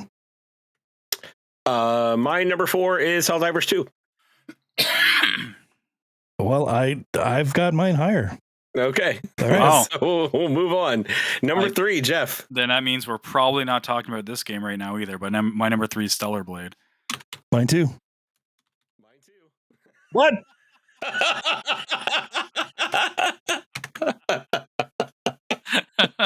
right, let's talk about Stellar Blade, because we all got it on number 3. Blade. That's amazing. That's funny. That's awesome. Oh my gosh. Nice. That's awesome. It's great. This was another one. This was another one that kind of came out of nowhere for me. Like, I was not expecting like this. Like, have we seen anything major from this company in the past that ever? No. And all of a sudden they put out this game that, and all of us, and we did the whole skepticism thing at first too. It's Ruby like, Fighter, it's going to be another just a TNA game. It's going to probably play like shit. And then we all played it, and we're like, this game's good, right? Day one. We played this, and the demo dropped, and we're like, this is good. You guys are liking this, right? Like, we're not crazy. I'm not the only one. I'm not going crazy here. Like, this is a good game. Is that what this is? But yeah, it was fantastic. Like, again, lots of different environments. You had 2 or 3 different planets that you can go to. I can't remember exactly how many there were, but a lot of different ways to play it, like with a number of moves that you can get, and like the combat. And gorgeous. Like, just the game was fucking gorgeous. Yeah, game looked great. It sounded great. Like, I still boot up the music. Great soundtrack. Music's really good. Man. It was so good. And costumes you can unlock, the side stuff was okay, but when you found a new costume or something, it was like, oh shit, that made it worth it. Boss battles again were good. I just had a couple. If I do regret my score, I should have given it a 5 out of 5 on our scale. Looking back on it, I was like, fuck, I should have just given it the 5, because it doesn't mean perfect, obviously. Right. It just means sure. It's a really damn good game. But at the time, I was just kind of like, well, like, there's going to be, I can't jump out the gate with like a 5. I'm like, you know what, fuck it. No, it's a 5 out of 5. We can edit the video and re-upload it later. Travis, yeah, get on that. But yeah, fuck, this game was so good. And outside of some nitpicks towards the end in certain segments that I really didn't like, that made me frustrated, it didn't ruin the overall package. The overall game was just, from beginning to end, it was the combat, the pairing. Jesus, everything felt so good. Yeah. That shit is right up my alley for sure. Yeah, and looking at a nice button boobs helps too. Yeah, it's easy to look at. The game, that was one of the game. That was another game that I when I was done with it, like, I wanted to turn around and play it again. Same. But there was something else that was out that I was like, yeah. Well, I was like, I need to move on. Like, I am certainly going to come back to this game. I know one day, I know I will. Like, it's just that it's that good. But I don't remember what game was there. But God, I just remember Stellar Blade took up our distractions for, it had to be like a month where we were talking about it. It was so good. Highly suggested if you're into character action games. It is definitely more than the package they put it in. So keep that in mind. Well, that was number 3 was easy for us. That was great. Jeff, number 2. Number 2 is Metaphor ReFantasio. All right. There it is. Yep. Are we talking about it now, or I have it higher? Okay. Okay. So, Jason, what do you got? Helldivers 2. All right. I think that's we get to talk about Helldivers. Now we get to talk about it. Minute by minute, pound for pound, this game is like the most fun that I had all year long, and that is primarily because of multiplayer. The single player stuff obviously is like it's super hard to do, and it's just not nearly as fun as playing multiplayer. But the set piece moments that happen in that game is just fantastic. Even though there's only like 2 types of enemies that you're it's 3 now. They have a new one. Yeah, we should go back and play it some more. Right. I'm okay with that. We should make a Helldivers night. Like every set piece is like it's different and contained with the group you're playing with, and that's what makes it so good. Like it's super dynamic. Yeah, you cannot predict it. It's so much cool shit happens. So many good. One of the nights we played, the amount of like recordings I took of funny shit happening and cool shit happening. I still have that one saved. I still show it to people. The one where Jason and I are waiting for the ship, and then we're trying to like, Chris, come on, the ship's coming. And I don't know where I just threw a random grenade, and all of a sudden it blew up. And then you came flying towards us. That's right. That was all planned, right? You guys totally were just trying to get me to you exactly first. It's trying to get me. Yeah. And then I don't remember who I was playing with. I think it was Sass Bob, and I went to seal a hole, and I threw a grenade in the hole, and Sass Bob walks over there, looks at the hole. I'm like, "What are you doing?" And it blew up in his face. It was great. That's typical Sass Bob. But honestly, like this game is if you it's like it's Earth Defense Force but good. Like there's a shit ton of enemies on the screen all the time. They're all coming after you. It can get really, really challenging, and there's a lot of fucking cool weapons, and it's just it is probably the best multiplayer experience I've had in God knows how long. Yeah, like it got me back on multiplayer. I have absolutely. Yeah, it's like I didn't have this is above for me. Helldivers, when it comes to like the multiplayer fun that we had, is higher than like when I was neck deep in Destiny. Like it's so great. It's so great. I like that game. Yeah, it's good. Right. It's pretty good. Coming down, diving, landing on your teammate. So fun. Like, even with the team kills, like you couldn't get frustrated with it because it was hilarious. It was always funny. It was never not funny. Yep. Like, oh my god! I remember one playing with a dude. It was one of the ones you have to carry the like a tablet or something somewhere, and we had the tablet running like mad, and then we're like, hey, we can't fuck this up because we fucked it up the first time. And then there was like a segment of water, and you drown in that game in water. But he panicked and hit whatever button it was to drop the tablet. And he's like, guys, and we're like, what? He's like, the tablet. And like, what, did you lose it? Like, no, I know where it is. It's down there. And then the one, like, you fucking son of a bitch. Like, and there's nothing you can do about that either. We have to go all the way. You have to go all the way back. We're like, you son of a bitch. I can't believe it. Yeah. And then normally you'd be pissed, and like that was just too funny. It was just and that can happen with like the holes too. If something falls in the hole, it's gone. Because you can't jump down there. You die immediately if you jump down there. So, but yeah, such a good game. So good. All right. Let me see. That was number Jason, two. right? Jason's number. My 3. number 2 is Astrobot, and I think we can talk about this now.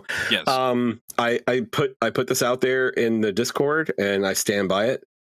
This is the best 3D platformer I have played that does not have Mario in it. And it absolutely still beats some of the Mario ones too. Like I honestly think that I put this like my top 3D platformers of all time might be like Mario Odyssey and or Mario Galaxy, and then Astrobot. Like it's that good. It felt amazing to play. The controls are tight as hell, dude. Like you do exactly what you tell the controller to. Like Astrobot does exactly what you tell him to do with the controller. It's very precise. It's come a long way. Yeah, very fun. The stages that they give you that are like PlayStation flashbacks, they're super fun to play. The fan service is great. It's and like you could say it's overdone, like absolutely, absolutely. But I think for me, what makes it really hit is the fact that they're not doing just. It's not characters just from PlayStation properties. It's all across the board. Monster Hunter 1. Yep. Ken and Ryu are in there, and like it's just all across the board. From fucking Guilty Gear. Yeah. Like they really reached for some of those characters, and then they did. I didn't play all of them, but then they released like the speed run, the trial stages. Some of those are crazy. And like we all talked about like the special stages that were on the X, the square, and the circle and the triangle. But like and you can speed run those, but they've got like the ones they specifically designed for speed running. So many different shortcuts that you can figure out, and man, just really, really well done game. I'm super excited about how much attention it's getting too. It got me playing a platformer, and platformers are probably one of my least favorite genre of games. And I don't play the games like Chris does, so this means less coming from me, but it is my favorite platformer probably I've ever played. I liked it better than Odyssey. I liked it better than Galaxy. I never beat Galaxy. I beat Odyssey, but just the base game. I didn't go back and try to get like all the stuff. And the only reason it's not higher is because just in general, platformers aren't my jam. Once I was done with it, that was pretty much it for me. I didn't really have an itch to go back to it. But the fact that it still made my list says something, because I usually do not like platformers. I loved it. It was good. Yeah, it was great. Jason, anything to add? No, that little fucker's cute, and I love all the fan service. Awesome. All right. 3D platformer. Damn good. Jeff, what is your game of the year? Probably not surprising, and it could alternate between my number 2 at any given day, but I have to go with Indiana Jones and the Great Circle. Wow. Game of the year. Yep. Crazy. I'm an indie fan. I thought it was going to suck. I did not think it was going to be close to as good, because Machine Games was kind of put on this, and they delayed like Wolfenstein and the other stuff that they were doing. But they came out, and once I heard that they were gonna make it kind of like Escape from Butcher Bay type vibes, the Chronicles of Riddick game. But with indie, I was like, oh, now I'm paying attention, and they delivered. Is that right? Because I've actually never played those games. I want to now. I want to, because I do like. It's like the whole Riddick universe is like a guilty pleasure for me. I don't know why I like it so much, but How have you not played those games? I don't know, but I've got a few of them. I've got them on my my wish lists right now, waiting for them to go on sale. So, but yeah, that's good to know. Like, I'll certainly go back and check that out. Then. First person, then your combat and moving around, but then it goes to switch to third person in certain instances. It's very, very similar. It's a little bit less immersive sim than indie is. But I like, because this is immersive sim light as well, and I'm not a huge immersive sim fan because I could never really wrap my head around it. But this could be like a stepping stone to get more into something like Dishonored or something that's more immersive simmy, because it doesn't ask too much of you. The ways to get around certain things you have to look a little bit, but they're a little bit more obvious than you would in some more hardcore type games. But this was the Indiana Jones 4 movie that I was dreaming of, hoping for. Hoping for, exactly. It is fantastic. The story, the characters, the voice acting is phenomenal. What's his name as Indiana? It sounds just like Troy Baker sounds just like young. He does. It's crazy how well he does that voice. And yeah, go ahead. It has mannerisms, everything. The puzzles were challenging, but intuitive enough not to get frustrated. If you did need to use the hit system, it didn't just throw it out there and be like, "This is how you do it," or another character wouldn't just tell you right away. They would kind of lead you in a certain area, but they wouldn't flat out like tell you. Some of the set pieces in the last half it has one of my favorite set pieces. Back-to-back set pieces when combined for me is like one of the best in gaming ever for me.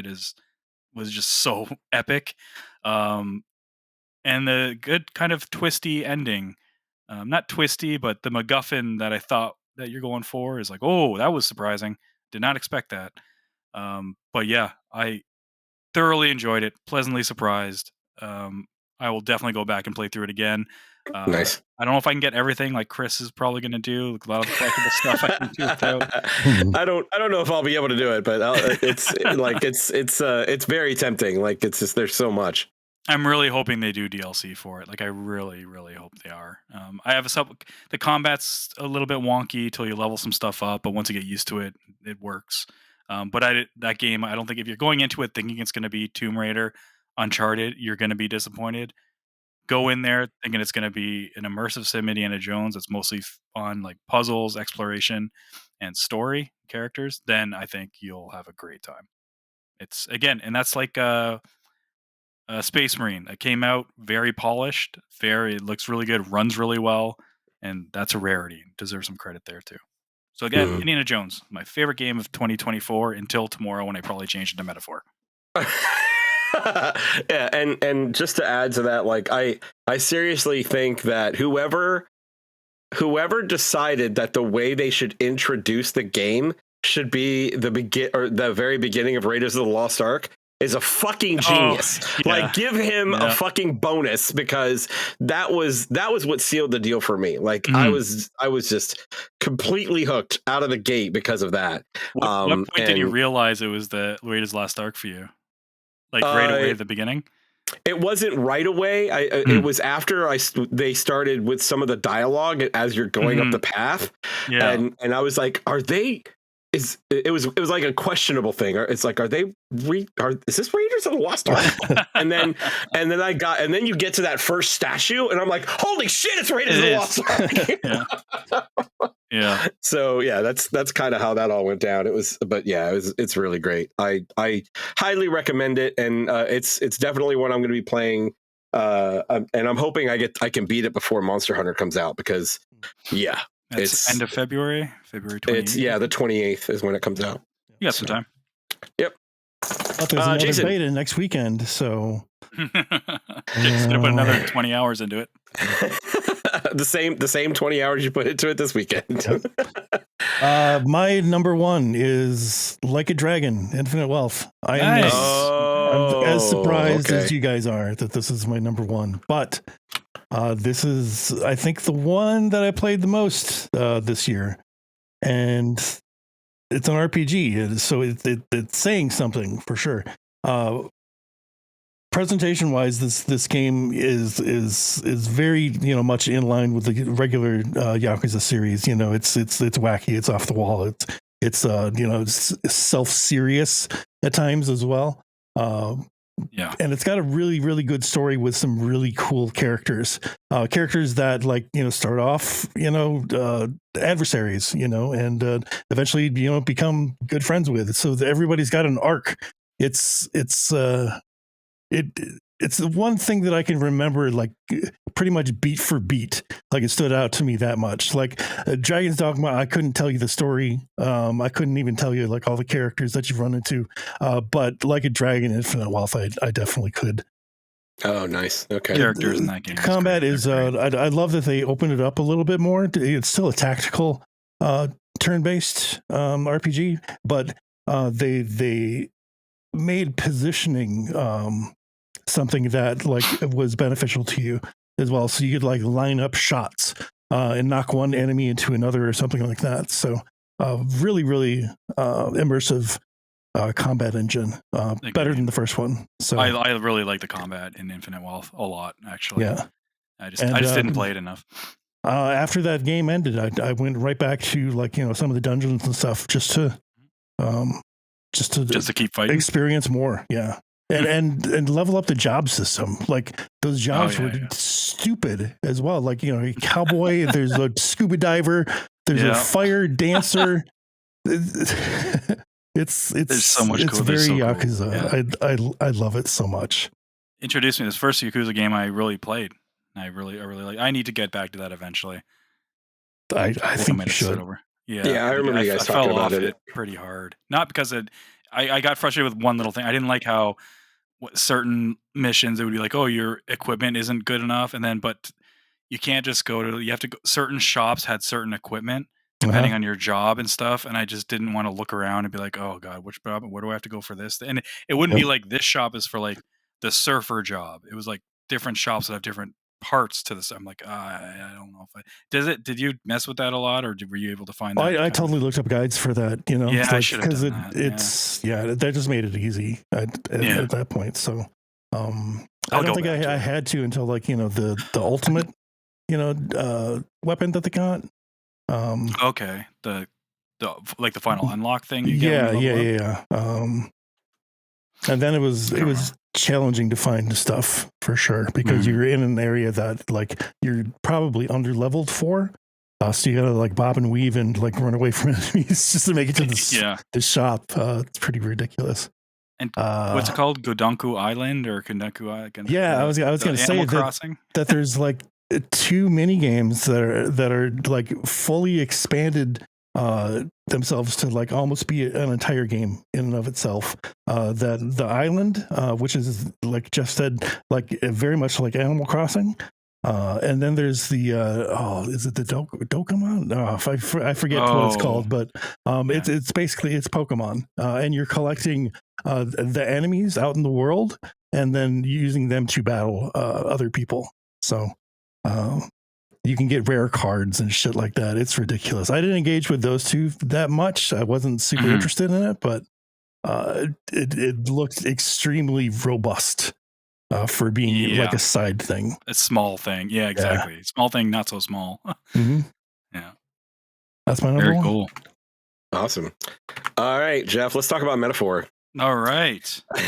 My 2024 number one game of the year. Because I can tell you that at the beginning of the year, if you were going to tell me that a Persona-like turn-based RPG is going to be your game of the year, I would have told you you're full of shit. Yeah. But holy crap, Metaphor hit me in the face like a ton of bricks. Like just the amount of customization that you have for your characters. Like you can play any of them any way that you want to play. Just the sheer number of choices that you have from a what do they call them? The classes, not personas. Archetypes. Like the sheer number of archetypes that you had available to you that you could mess around with, and then the ability to, like, if you've mastered a particular archetype or skills in a particular archetype, you can customize archetypes by pulling in those skills. Like they just made it that it was a game that you really could just play it the way you wanted to play it. The characters were interesting. They were fun. The game had it was challenging at times, for sure, and the story was relevant. Yeah, very relevant. Yeah, it was very relevant. Like just overall, like from front to back, like I didn't have the only complaint I ever mentioned for that game is that because that it's like a dungeon to dungeon thing, the gap in between like big dungeons could get pretty large. They could, yeah. And that's really the thing. It's like you need to be able to sit down and spend. And some of the cutscenes are very long. And yeah, so you need to be able to sit down and spend like 2 to maybe at one point like 3 hours, like getting through story beats, making sure you are exploring the new area that you get to, making sure your equipment is all ready to go before you plan out your days. But that was one of the other things that I thought was really interesting, because I would always, whenever I got to a new area, I would explore the entire area, get all of the quests and the things that you had to do, And then because of the way the game works on the, on the day-night system, I would plan out all of my days and know I'm going to do this, and then I'm going to go here, and then I'm coming back, and then I'm going to go to this dungeon. And I don't know why, but like that planning was interesting to me. Same. And that usually bores the shit out of me. Yeah. Right. Yeah. But yeah, I think you guys remember I mentioned that by choice I spent like 6 hours in one dungeon because there was so much shit to do in there. But yeah, it was fantastic. Like if you are into turn-based RPGs, Metaphor is your game. Even if not, because that's like I'm not. And I like that's last true. year That's was true. the year where between like Baldur's Gate, Metaphor, Yakuza, all 3 turn-based games that I really, really liked. And Metaphor is going to make me go back and play Persona when I have time because those games are long. Metaphor's long. And I played on the one difficulty below normal, and it was still really fucking long. Like I definitely over 70 hours, I'm pretty sure. I think it was close to 80 maybe. But I was hooked from the beginning, and the music is fantastic. Like all the battle music and man, it's so good. It's so, dude. Remember when I talked about the music that was in that island city? Yeah. And like the chanting, it's like I will still go back to YouTube and like just put that song on just because. Yeah, I'll just put it on. It's like I'm doing nothing now, and actually a lot of times what happens is like fucking YouTube's weird algorithm. It'll just pop up and I'm like, oh sure, I'll listen to it. It's like, why not? Very cool. And the other thing is that we haven't mentioned yet is I love the hybrid combat that you have, where it's action based to a certain point, and then if you want it to, you jump, and then you jump into the turn based.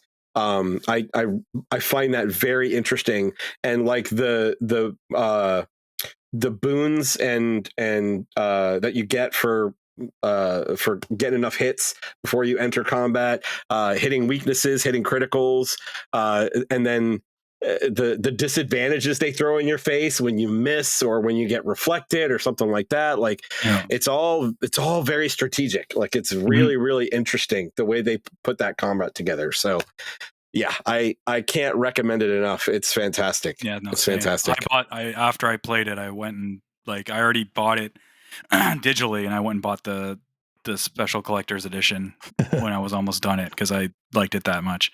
Nice. Sure, rub it in, Jeff. The story. Let's see how it is. The story and the writing, man. This game, like long games, especially with a lot of dialogue, usually don't hold my attention when a lot of it's not voice acted. There is a lot of voice acting in this, but there's also a lot that isn't. This game made me read all the dialogue and be interested in them just because how well written the characters were, and I wanted to see their character development and how they evolved. And games that's tough for me because when I play games, sometimes I just want to turn that part of my brain off and be like, I want to be like watching a movie while playing type deal. So it's to go back to the characters, like when you first get introduced to some of these characters, like some of my initial thoughts are this guy's just going to be like the typical trope for this, right? Like and then archetype. Like right. But then they like throw you a curveball with like the backstory and shit like that, and like it's just it's amazing. And like the different, I love that essentially what ends up happening is you have all of these different classes and essentially species of people, and your group is essentially one of all of them. Yeah. And it just kind of linking everything to diversity could be a strength. Like, and that's why I say it's kind of relevant right now. But it's so good. It's so good. I love it. Very cool. Speaking of diverse, that's one diverse number one from the three of us. Yeah. We all had a different number one. We did. So we do have, if we were to do the point based, we do have a top 5. Do you guys want to hear what this is? I would love to. Because we were all right. There were 4 games that all of us played.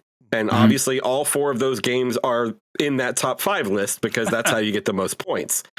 But the number 5 game, let me see. Let me sort these real quick because I didn't sort them yet.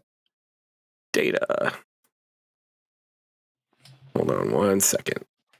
What was how did you align the points? Number 1 got 10 points, 2. One got 10 points and 10 got 1 point. So we're going to sort by column N and sort. There we go. 5 is Prince of Persia. Okay. Nice. 4 is Helldivers. Nice. Okay. 3 is Astrobot. Yeah. 2 is Metaphor because we were 2 and 1. You and I were. Oh, that makes sense. Yeah. And then 1 because all of us had it in the same spot is Stellar Blade. So Stellar Blade is, if we go by the points, Stellar Blade is the InDis game of the year. I am completely fucking fine with that. I am 100% okay with that. We could write it down. Yep. I love it. So, but good stuff. That's hilarious. I'm super happy. Believe me, I had to talk myself out of like putting Stellar Blade in number 1 slot for me. I had a great time with that game. Wow. Dude, no, I'm right there with you. Like my top 4, I could have put them in any fucking order. Like Metaphor, Astrobot, Stellar Blade, Helldivers. I could have put them in any order. And I think the reason I put them in the order that they're in is just because of the sheer amount of joy that I had playing with all of them. And oh God, it's really hard. It was really hard this year. But I'm really glad that we still landed with like Stellar Blade as like the most points. That's great. I like this format better than our old style. The whole debating thing got so tiresome back in the day. I don't want to do that anymore. Even though the point system is flawed just based on because of whatever, but it's better than that. And because I don't know what you're talking about. Stellar Blade's a great choice. It's not flawed at all. I'm not saying Stellar Blade's flawed. Okay. So you guys mentioned honorable mentions. What do you guys got? I'll go real quick. Well, yeah, Jason, what do you got? I think than anything. There's no fighting games on my list. That is unusual. That is unusual. Also unusual is that 3 out of the top 5 are RPGs for me. Yeah. That is very So the shit got shaken up this time around. No Tekken, no Mortal Kombat. Nope. No, they did not hold me. Like I couldn't even tell you what was new about Tekken, to be perfectly honest. I'm sure at the time I'm like, okay, yeah, that's a slight iteration, but now I'm just like, I don't remember what was different. I know Mortal Kombat added the cameos and shit like that, but whatever. Yeah, same. Mortal Kombat held my attention for like 3 days, and that was it. Yeah, it was a kind of a stagnant year for fighting games, whereas the year before was just like we were flush with fighting games. So many. Anyway, that was my quick like honorable mention, I guess. My quick aside. Gotcha. All right. If you've got some. I named Erdtree already, and Dragon Age. Another one that would probably be on my justification for not putting that on this list is because I consider this a mobile game and a card game, but Balatro. Dude, you totally could have put that on there. 100%. I know I could have in terms of like rules. Don't forget, these are justifications of me being able to fit another game on by taking off another game that I would have loved and moving it to the honorable mentions because it's that I love Balatro. I play it almost daily. But I was like, you know what? I could just say I don't like putting mobile games in my top 10 video games. I think so. I'm gonna put this as an honorable mention. Yeah, I'm afraid of that game. I'm afraid of it. I am too. That's the only reason I haven't started playing it yet because I told you guys that I convinced someone at work to get it, right? Yeah. And now it's like she turned around one day and she's sitting there with her phone. She's waiting for something to compile. She's waiting for something to compile, and she turned around and she's like, "This is your fault." I'm like, "You done did it. Way to go." So yeah, I'm afraid of that game. Like that's the only reason I haven't played it yet. It's fun. And the other two just didn't make my list because they just got knocked off. Were Banishers: Ghosts of New Eden. Fantastic game. Storyline is great. The stories within the main storyline are awesome. All doing the whole investigations, figuring out what happened to the ghosts, what happened to the living, choosing which one you want to kill the living, if you want to banish the ghost. It's so good. In the end, the combat is just not awesome for me. So you really have to be sold on the stuff I just mentioned, and really take gameplay as like a second fiddle, I guess. Even though there is a lot of gameplay in it, it's just that's not what it does best. But it's fantastic. And the other one is Flintlock, which is like the opposite of that, where it's like the combat was fantastic. I love that game from beginning to end as well. A little bit jank. It's a total B tier game, or like a AA game, but I enjoyed it a lot. But it just barely missed as well. Chris. I don't really have an honorable mention. The only other game that I would mention is worth talking about. Well, I mean, it's not like I'm not going to throw a lot of information about it, but I had a lot of fun with Outlaws, and I do want to go back and finish it. But I think that a lot of that is my a lot of that has to do with my Star Wars bias. I think I know because the game does have some problems, but I heard they did a lot of work to it. So one of the reasons I want to go back to it is to see what they changed. And see if they've improved some of the issues that were there. I intend to play through it again. I picked it was on sale, so I bought it. I played it on Ubisoft thing first, so the Uplay or whatever it is. Yeah, I bought a month subscription to that to play it, and then it was on sale. I picked it up like a month ago for like $25 or something. So I was like, I'm going to play through it again because I do want to see, like you. I want to see what they've improved, and I did like the game. I did. Like the game is not. It's not bad at all. You know, it's just it's when you get something like the 2 Jedi games that we got, like Outlaws is certainly a step down from that. Like just from a pure fun to play perspective. You know, it's a bit more methodical, and there's a lot of like little branches that are time consuming, and that it feels like that they could have lightened the load on some of that stuff a little bit. Made it a little bit more streamlined, but overall, it was still a good game. So that was really the only other mention I had. I do have some honorable mentions that are good as opposed to the ones that I didn't like. Mini Shoot Adventures, that Zelda Bullet Hell game, that was a lot of fun. Very, very cool. And Multiverses, I had a lot of fun with. Multiverses. What about your Multiverses, like that Jason skin and like I played the shit out of that. You went through a good. You talked about that for a good 3, 4, 5 shows or something like that. Yeah, but you know what? They're already pulling the plug on it. No. Again.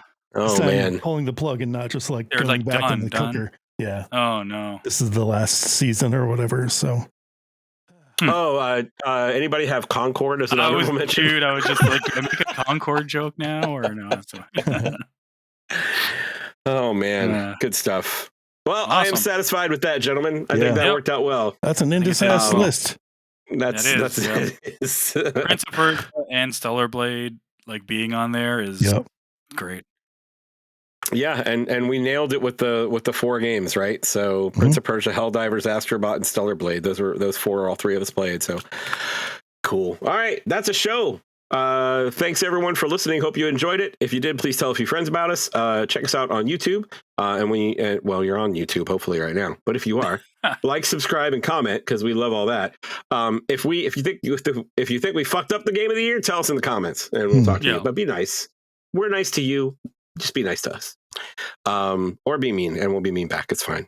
Check us out at interactivedistractions.com. That is our link tree. That will lead you to our Discord, where you can come and have conversations with us. We love interacting with our community. That's what we love best about doing this. Our tribe is strong. That's right. Yes. And we have all kinds of other smaller tribes within, like Club Clamshell or whatever it's called. Clam Jam. But that's it. So until next week, my name is Chris. I'm Jason. I'm Jeff. Play your games. We'll talk to you next week.